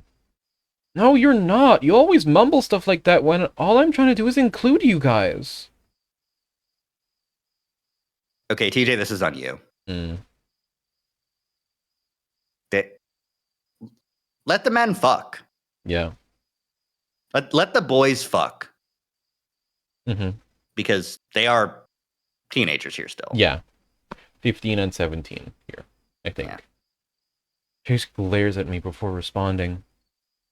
Well, maybe it's because I'm not comfortable being in a place that thinks people like me and Leo are disgusting. Who in there thinks you're disgusting? You know most of them. You've hung out with me and Sarah before. So who in there thinks you're disgusting? Chase rolls his eyes again, and Leo seizes the opportunity to step in and raise his hands. Look, Chase, we're here on TJ's behalf. The last thing we can do is stop. The least we can do is stop in and say hi. Chase mumbles something again, but I ignore it. I was gonna get fucking railed. I was gonna find a second G-spot in me. God damn it. Oh, I'm sorry. Don't get that loud. Ooh! I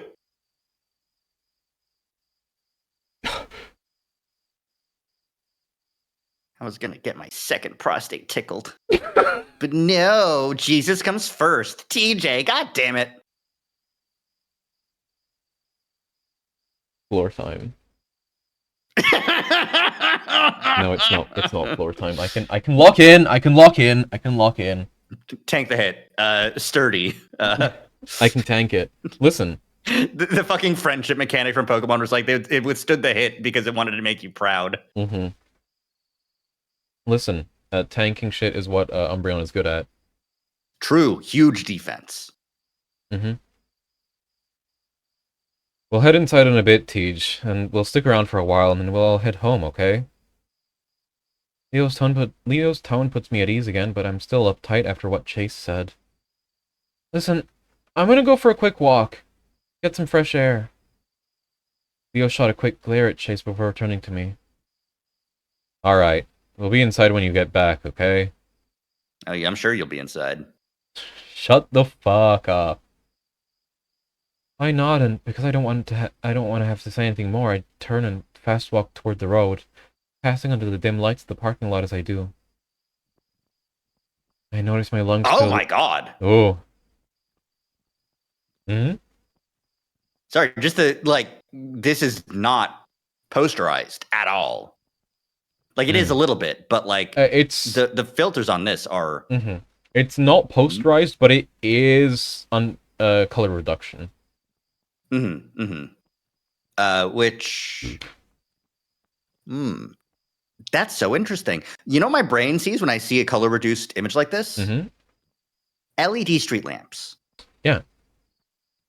But in 2010, especially in Echo or at least Peyton, these would still be not even halogens. These would be incandescent bulbs, you know? Well, it's possible. But like LEDs are so specifically tuned for like the white that they put out that it feels color reduced when you're like walking through them, you know? So that's the vibe that I get from these lights. Yeah. And also it is just shocking to see, like, you know, without the filter. Without the filter I'm familiar with. Anyways. Yeah. I notice my lungs fill with cold air and a pressure seems to lift off of my body. I wonder if that's what it's like to go through a panic attack. It sure felt like one. I struggled to undo my cufflinks, noticing how shaky my hands are, but I managed to undo the pins and let my wrist breathe. I loosened my tie and unbuttoned the top few buttons of my shirt, and feeling like I can actually breathe again. Sarah's gonna fucking pounce on you, dude. You Yeah. Disheveled, panicky, sweaty TJ. Shut the fuck up. Yeah. Like, if you were already into TJ, right? Like, if I was a 15-year-old girl. Yeah. I look around at the long stretch of road that runs past the church. There are some houses nearby, but the road is pretty empty except for the street lamps. On the side of the road is a rocky, gravel-covered hill, while the other side is flat, open ground with the occasional house nearby. I stand on the side of the road under the street lamp for a few minutes more, and I don't really know why, but I take a step toward the darkness of Echo. As I walk down the road, I can feel the gravel shift under my toe pads, and it tickles my feet. I force myself to smile, and I try to think about other happy little things in life, but all I can think about is Chase and Leo. And how homophobic I am. I force myself to smile and try to think about all the other happy things in life. This writer perfectly understands TJ. Yep. I sort of disconnect from what I'm seeing, drawing into myself as I wonder why I thought it'd been a good idea to invite Chase. Oh my god, you fucking hate this guy, don't you? You're right to, but you can't say it, can you? You do. Wow. It's so interesting thinking back to TJ Root because TJ is defensive and Chase is less dismissive. He's still dismissive, but yeah. I wouldn't say it works, but like TJ fucking hating Chase's guts, but still being willing to be friends with him. I guess that is turning the other cheek, huh? Kind of living the virtues. Yeah. He's always been kind of mean, but today it's even worse for some reason. I told you why already. He'd always been okay with me and my beliefs, but I guess actually bringing him here had been too much. I stop and snap back to reality. Unfortunately for TJ, he doesn't seem to be aware of the conception around religion and evangelists. Because, oh boy, like there's the issue that a lot of people have with organized religion is that evangelists go around and truly in their heart of hearts believe that if you do not accept Christ as your Lord and Savior, you are damned to eternity in hell. Yeah. And they want to save your immortal soul by any means necessary, which means they are fucking pushy bastards about it. And obviously that's not your experience if you're a believer because you are in. You've made it. You're good. And it's... You experience all the good things about your organized religion without really acknowledging or interrogating or thinking about all the negative aspects of it, besides like Chase saying, yeah, but religion thinks gay people are bad. And TJ going, nuh-uh. And then Chase being like, Well, TJ's What? like, What do well, you mean, nuh-uh? none of the individual people in that church hate you or find you disgusting, as far as I'm aware. It's like getting a bunch of registered Republican voters who just happen to not hate gay people themselves. It's like, sure, but by the nature of their funding, the yeah, group but as a whole, it's also that, like, it's TJ doesn't know if any of them, like, directly hate gay people as an entire concept, but he's pretty sure that none of them hate Chase as an individual or find which Chase is as an fucking individual baffling disgusting. because oh my god, Chase as an individual sucks. Yeah, but it's the whole thing of one of the good ones. Yeah. Kind of on both sides of the equation here. Like, also, everyone in the church is mostly amicable to Chase, either because they see him as one of the good ones, or because they are one of the good Christians who doesn't act like an absolute cunt about things that the book from 2,000 years ago says you should be an asshole about. Which also is like probably mistranslated because it's just also is self-contradictory, and also like most of the shit that you point out as I'm just following the rules that were set out. Like, yeah, Jesus died so you didn't have to follow those anymore. That's the entire point. That's the entire point. You fucking anyway. Yeah. I will say though, I think the reason Chase is so upset at all times is because being gay is his only personality trait. Mm-hmm. Because like if it's his only interesting personality trait. Yeah. So the like him being overly defensive and overly like, yeah, but church still hate gay people. I'm gay people, right? I'm more gay people than I am Chase the individual. Yeah. So anything negative against gay people, I hate really badly because that's the only thing I am.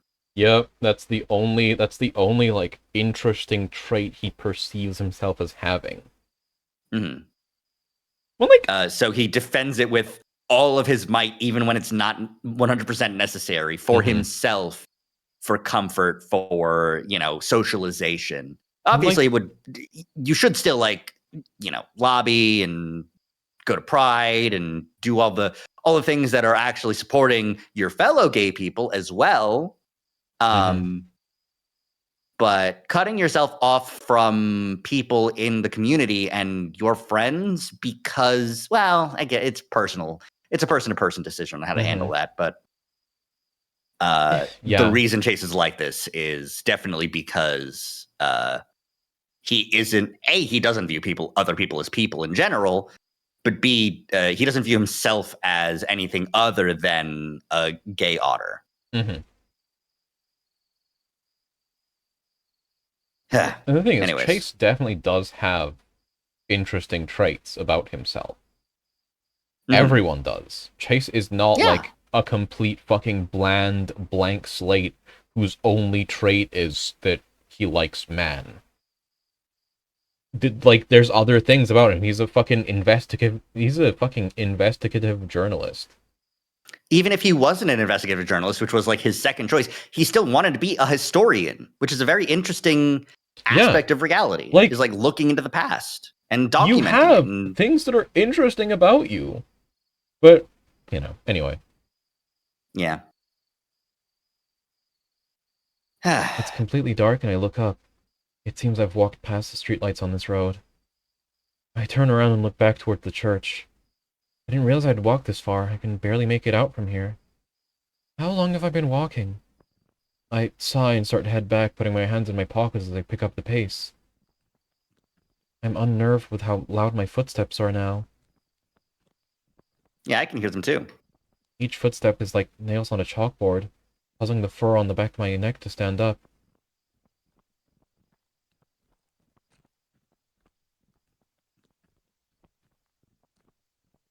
I'm kind of hearing a 1 2 1 2 1 2 as if there's something following him.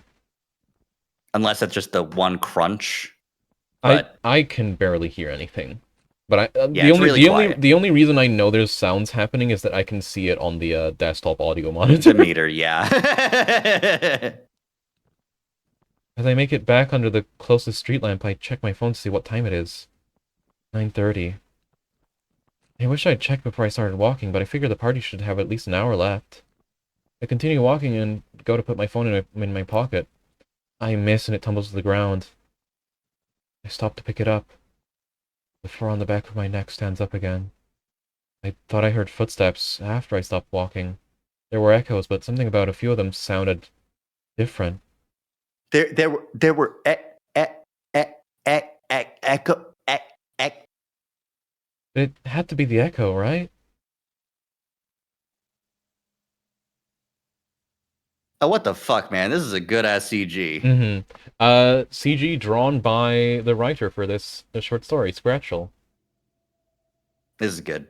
I like the big wide eyes of TJ here. I think this CG is used as the like sidebar art on the official Echo page, the official itch.io page for Echo.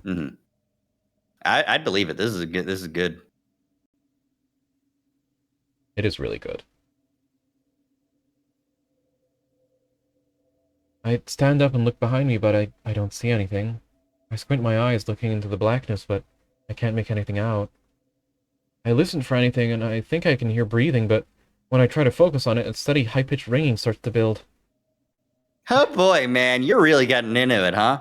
The more I try to focus, the louder it gets. What? What? What? Hi, Caravel. What the fuck do you mean? Hi, Caravel. What do you mean? Did they?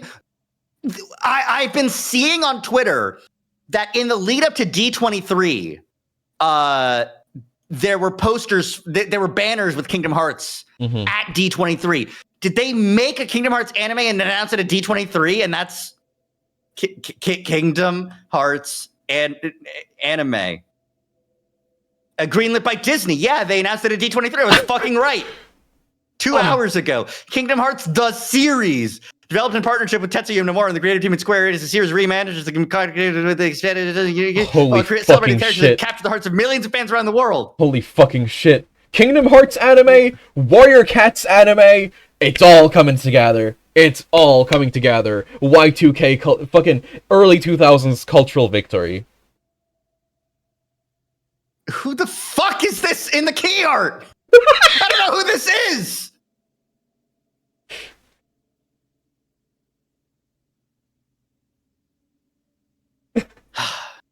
I can't wait to know anything about. It's got to be an OC. It has to be an OC. Yeah. I love scrolling through the Twitter post here for this announcement from Disney, and like the top one is that I'm seeing is Mastodon Toku PNG tuber.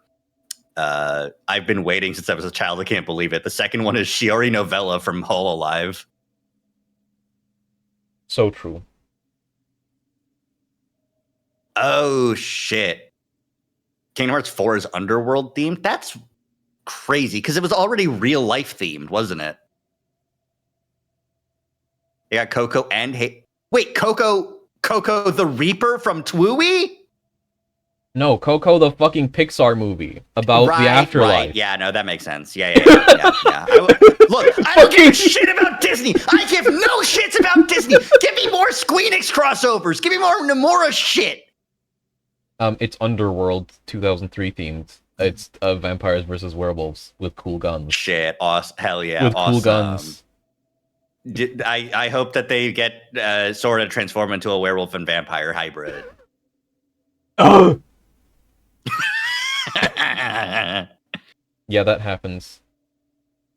I know it happens. High Circuit Fry 3, where he turned it to a monster from Monsters Inc. Hi Caravel, High Circuit Fry. Hi friends. What the fuck? Do we have to take an entire like sidebar here to talk about this, or can we continue? D23 also announces Frozen 3 designs.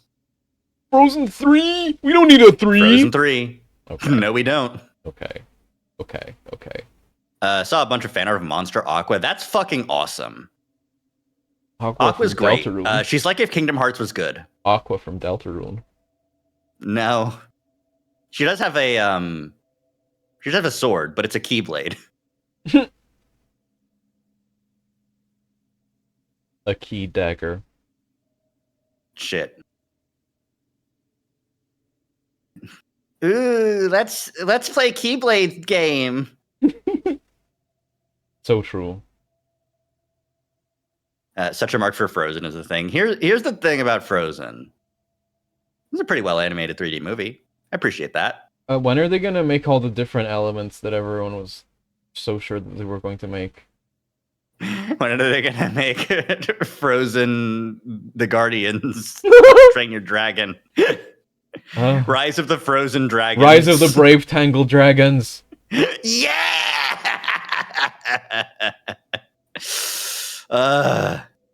Still mad Elsa doesn't join your party in Kingdom Hearts 3? Yeah. Melted. Kingdom Hearts is going to be such a trip for you when you get through there, Amber. Yeah. Okay. Yeah. Frozen, melted, dusty, Wimdy. Okay. Long ago, the Four Nations... Every line a tangent. I try to focus on anything other than that sound, but there's nothing to hear. It's gotten so loud that I don't think I'd be able to hear a jet engine at this point. To be fair, this wasn't an every line a tangent. It's that Caravel jumped in and tangented us. Yeah, it's not even it wasn't even us going on a tangent. Someone dropped a fucking nuke in your chat. Tangent bomb. we're steeping in tangent radiation right now. The tangent rad meter is clicking like crazy. Frozen, melted, dusty, Wimdy, watery, stony. This is the legend of the Bionicle. So true, bestie. I appreciate you letting us know, Caravel. This is crazy. Yeah, no. Apologize for derailing. No, you've put Circuit Fry. You put a penny on the tracks. Caravel used a train derailer. Anyway, Caravel. To atone for this, stay and watch our entire Echo stream. Boy. Sora turning into an Echo character to make it into this world. Echo is a psychological horror furry visual novel. It's one of my favorite games of all time, and I'm making Zach play it. And I'm having a great time with it. We're doing media analysis. Right now, we're going through the various side stories, because we've already done 3 of the character routes, and we did the prequel game, so now we're just going through various side stories. Yeah.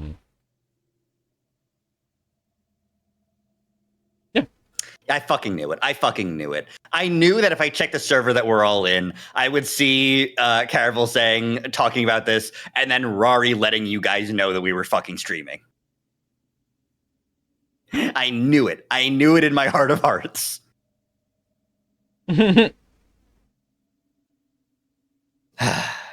Mayhaps. Anyway, play Echo. Both of you play Echo. Watch our VODs. Play Echo or watch our VODs, which is like, it's fucking 72 hours at this point. It's 3 days worth of VODs. Your Kingdom Heart of Hearts. It's true.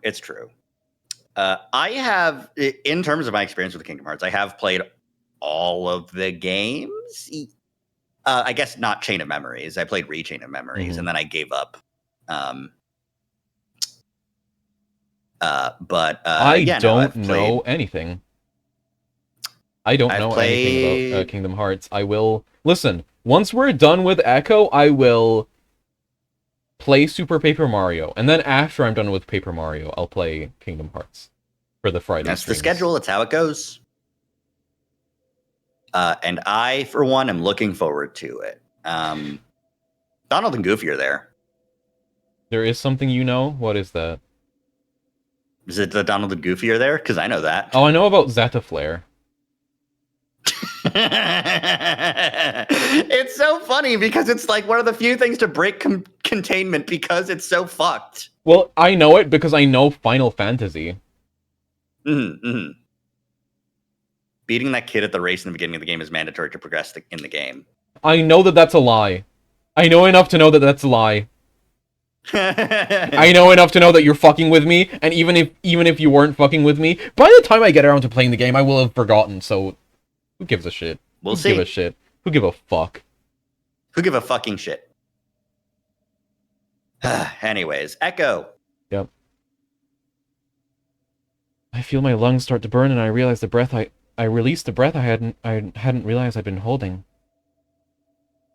I was so focused on hearing something, anything other than that ringing, that I had ignored everything else.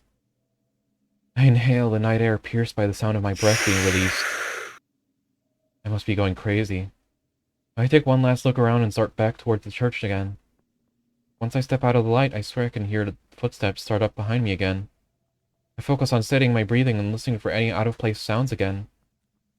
I keep my head low and try to catch a glimpse of anything out of the corner of my eyes. I look ahead to see how far I am from the church, and my heart sinks. I'm not even close. I look toward the houses on the side of the road, but only one remains between me and the church, and is still a few street lamps away. Even in the dark, I can see that it's a dilapidated mess, and no lights shine from inside it. Hold on. Yep. I'm getting slightly tongue-tangled. That's so fair. We're kind of going a little bit fast here. Yeah. There are trees growing all around it and overtaking what's left of the house.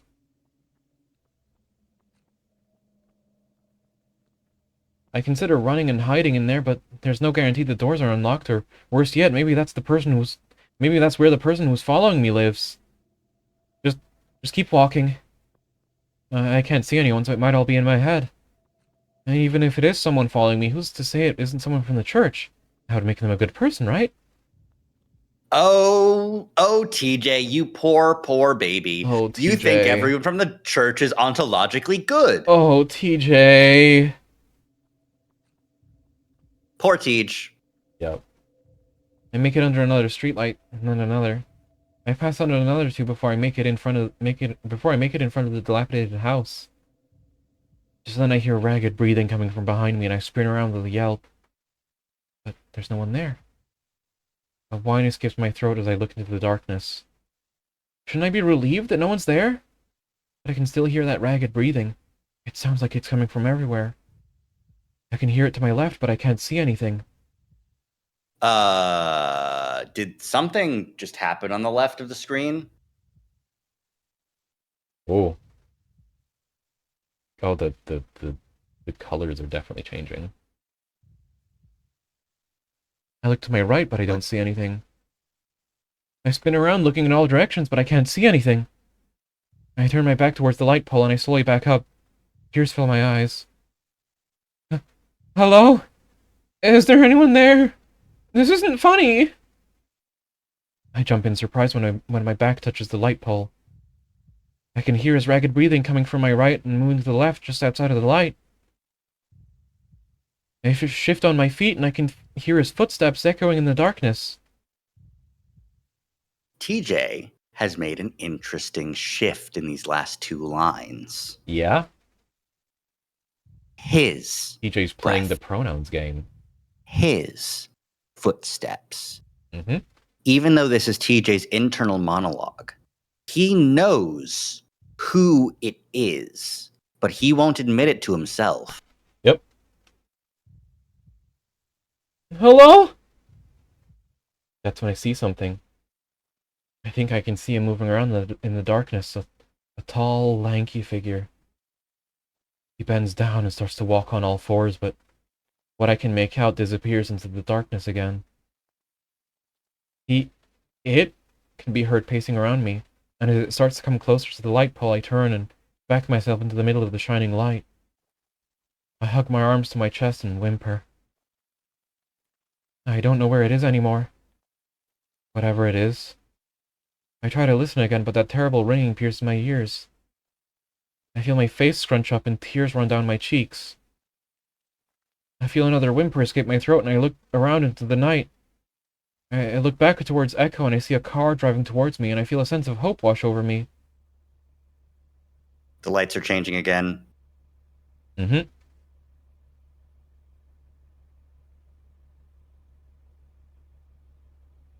This is a GIF. Hmm. Oh, no, the colors are coming back. Hmm. I start to look around, making sure the thing isn't going to grab me out of the shadows.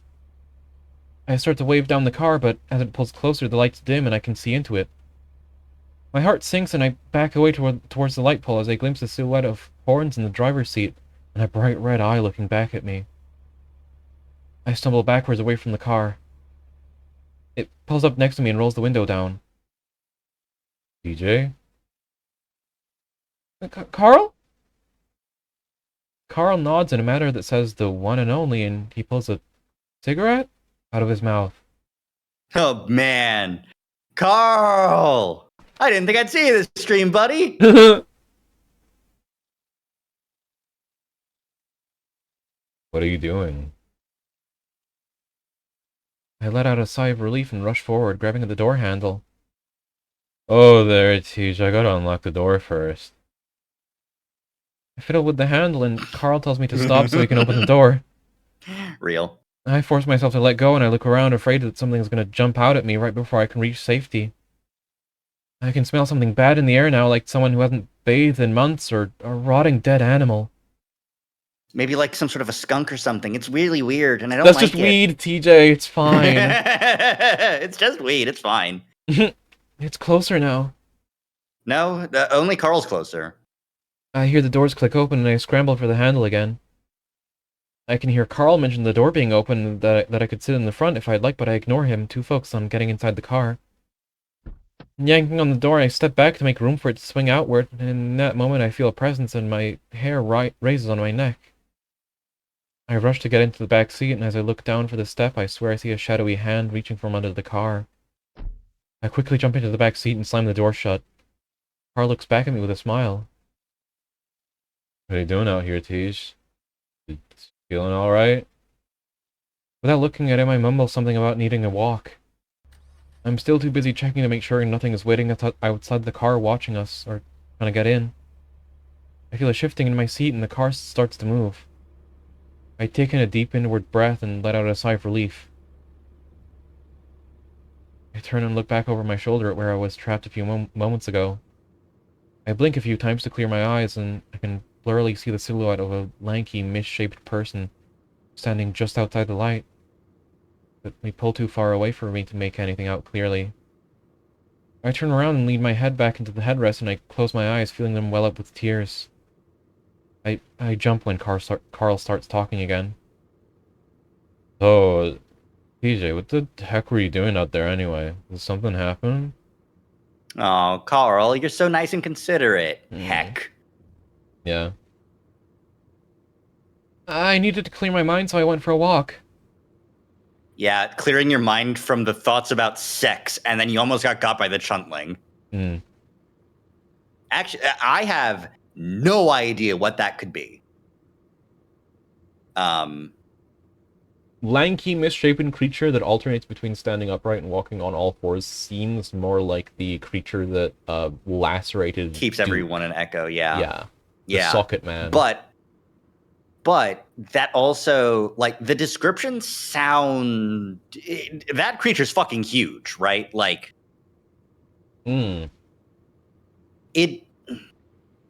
I could also see that being just, like, a little bit of a lanky, like... a lankier chuntling where the proportions just off. Like the no things from Doctor Who. Yeah.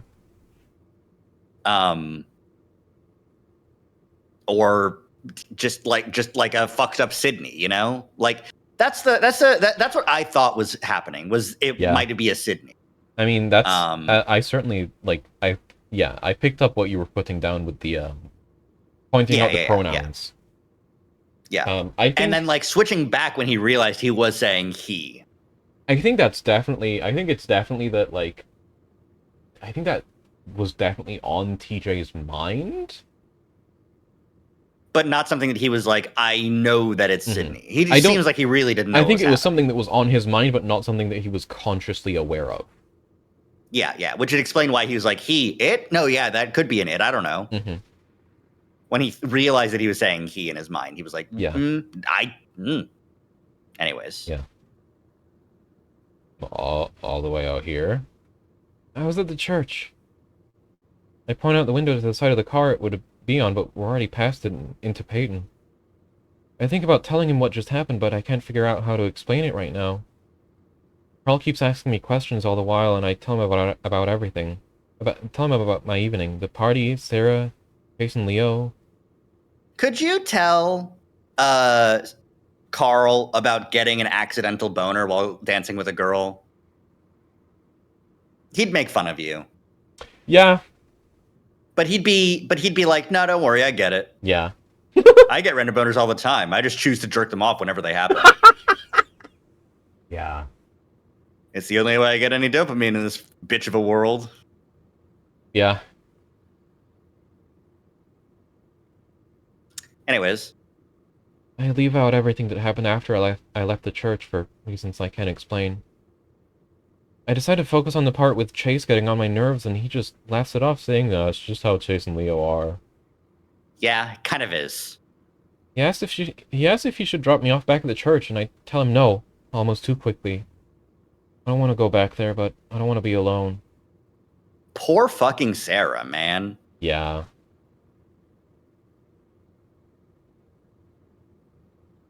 So instead, I ask him if I can go over to his place for a bit. He replies with an ecstatic, of course, and I message Leo and Chase to let them know. He mentions that he was going into Peyton to buy a new game that's just come out. Oh, ooh. How long was TJ out there? Because he looked at his phone and it was 9:30, right? Yeah. Carl could be going early, but if he's going to get a game that just came out this late at night, he's going for a midnight release, right? Yeah, I feel like 9:30 is a fine time. A fine time to queue for the midnight release for a normal game that isn't like the new Pokemon or whatever, right? No, I think. Well, it depends, because this is a GameStop in a mall. So they might want people inside before the doors close. Yeah. I was thinking more like I was thinking more like some type of popular enough franchise, but not something that's like massive. Like I don't think it would be Call of Duty. I don't think it would be Pokemon. It definitely wouldn't be a new console release. But like, you know, something that still gets like a midnight release with like a decent queue. Ooh. Most popular games released November 2010. COD Black Ops. Assassin's Creed Brotherhood. Need for Speed Hot Pursuit. Poker Night of the Inventory. Danganronpa! Oh, man. Gran Turismo 5. Connect Sports. Oh, fuck. 999! Ah, fuck. Yeah. Missed it by a month. What game? What are you looking for? October 2010, Fallout New Vegas.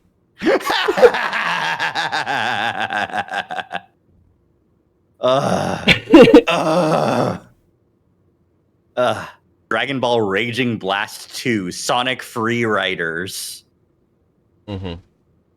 Epic Mickey. He had his Epic Mickey out. Oh, god damn it. Anyways, that was a decent month for games. Yeah.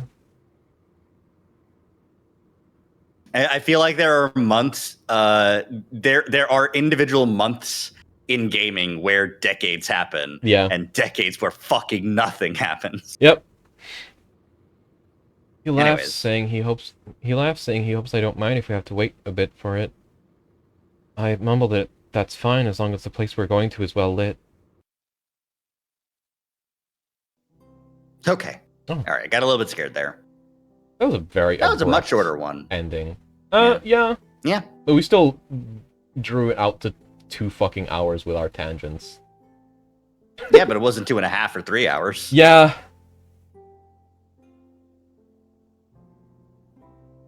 Because like we ended the last one about midnight, honestly. So it was more like an hour and a half. Yeah. But yeah, that's fascinating that TJ did get those experiences.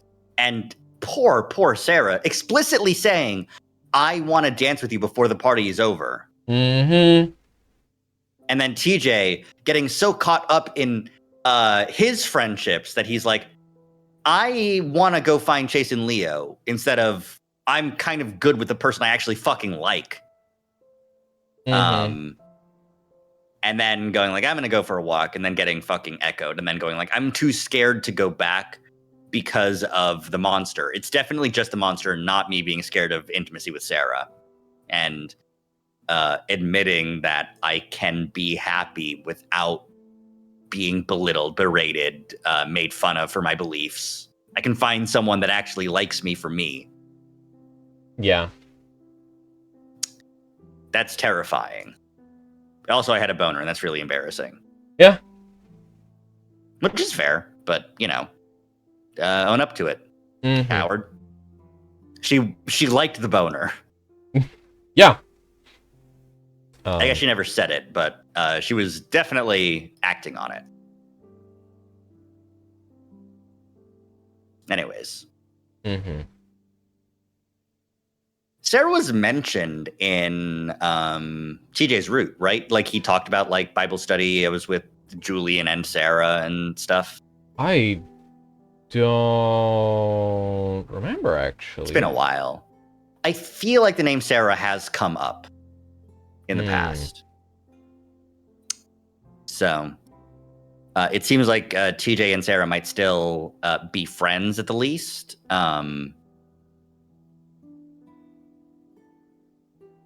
I can definitely see a good Christian girl who's maybe not so good being like, I will wait for him to fucking get a clue, you know? He seems preoccupied with a lot of stuff, but when he's ready, I'll be here. Yeah. Yeah. Well, Echo. Some very interesting side stories here. Next up in the side stories, we've got fucking date, runaway, party, metaphor, trip. So that's 1, 2. So that's 1, 2.5 streams, and then we can get into Jenna route. Well, it depends how quickly we get through them. We could probably do 3 in 1 stream if we don't. If we don't do this again. With the frizz, no way.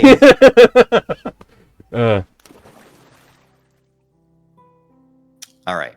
Anyone live we can raid? Do you want to look at that? Let me check. I'll open up the raid thing, and I'll also go on my tangent. Not my tangent, my outro. Yeah. Good evening, Big Shinks. Everyone loves Big Shinks. Everyone loves Big Shinks. Thank you all for coming along. Thank you all for being here. I hope you had a good day. I hope you have a good night. I hope you have a good rest of your week. I will be back here on my channel tomorrow playing The Legend of Zelda: The Wind Waker. Oh god. Big Shinks fell all the way over onto you. Hi Big Shinks. I'll be and next week, Thursday will be a Doom stream where I'll hopefully be wrapping up the map set I'm currently running through. And Friday will be here with Zach again, reading more of the Echo side stories. You do. You do. The thing is, I don't advertise the Doom streams very widely because they're just like a super casual thing that I'm doing for my own enjoyment.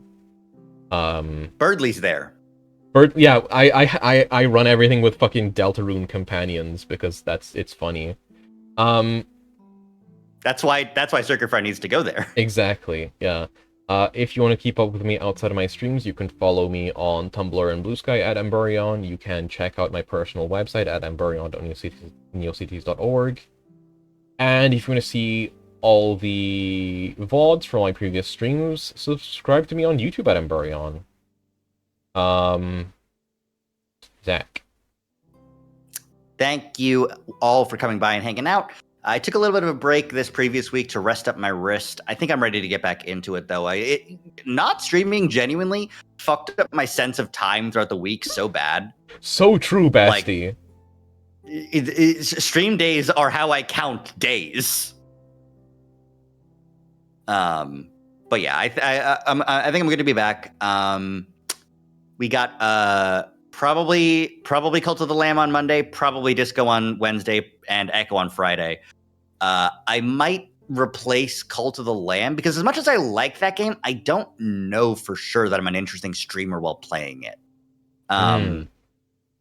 Because I feel like a lot of my chops come from riffing off of things that are happening. And when I'm playing, I'm too locked into actually playing. You know? It's difficult to be an interesting and interactive streamer when I'm like, all right, I got to focus up on doing this room without getting hit. Yeah, which is why which is why you're good at visual novels. Exactly. That's why I want to replace the Cult of the Lamb with another visual novel. Ad Astra. No, there's cock. Yeah. But I'll see how I'm feeling. I gotta interrogate that tomorrow and get the schedule set up and everything. Yeah. But expect more Monday, Wednesday, and Friday stream. Why do you say that like it's a bad thing? Because it'll get me banned. You can't do that on Twitch. You can't show that on Twitch. One time, Alpharad showed tits and pussy on a video. It was really funny. So true.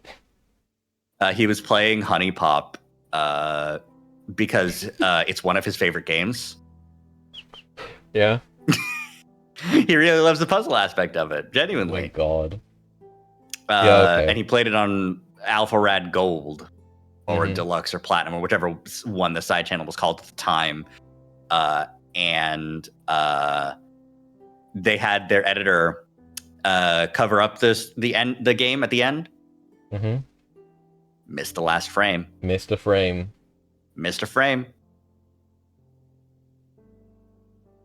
And that went up and YouTube didn't notice, but they did and they covered it up. They Awesome. fixed it before anyone noticed. All right, I'm looking at raids. I see DigiDoggy. I see Calamity Kaiju. Calamity Kaiju's playing Spraders. Someone else that I follow is playing Kingdom Hearts 3. That's really funny. Pat stares at us playing Xenoblade Chronicles 2.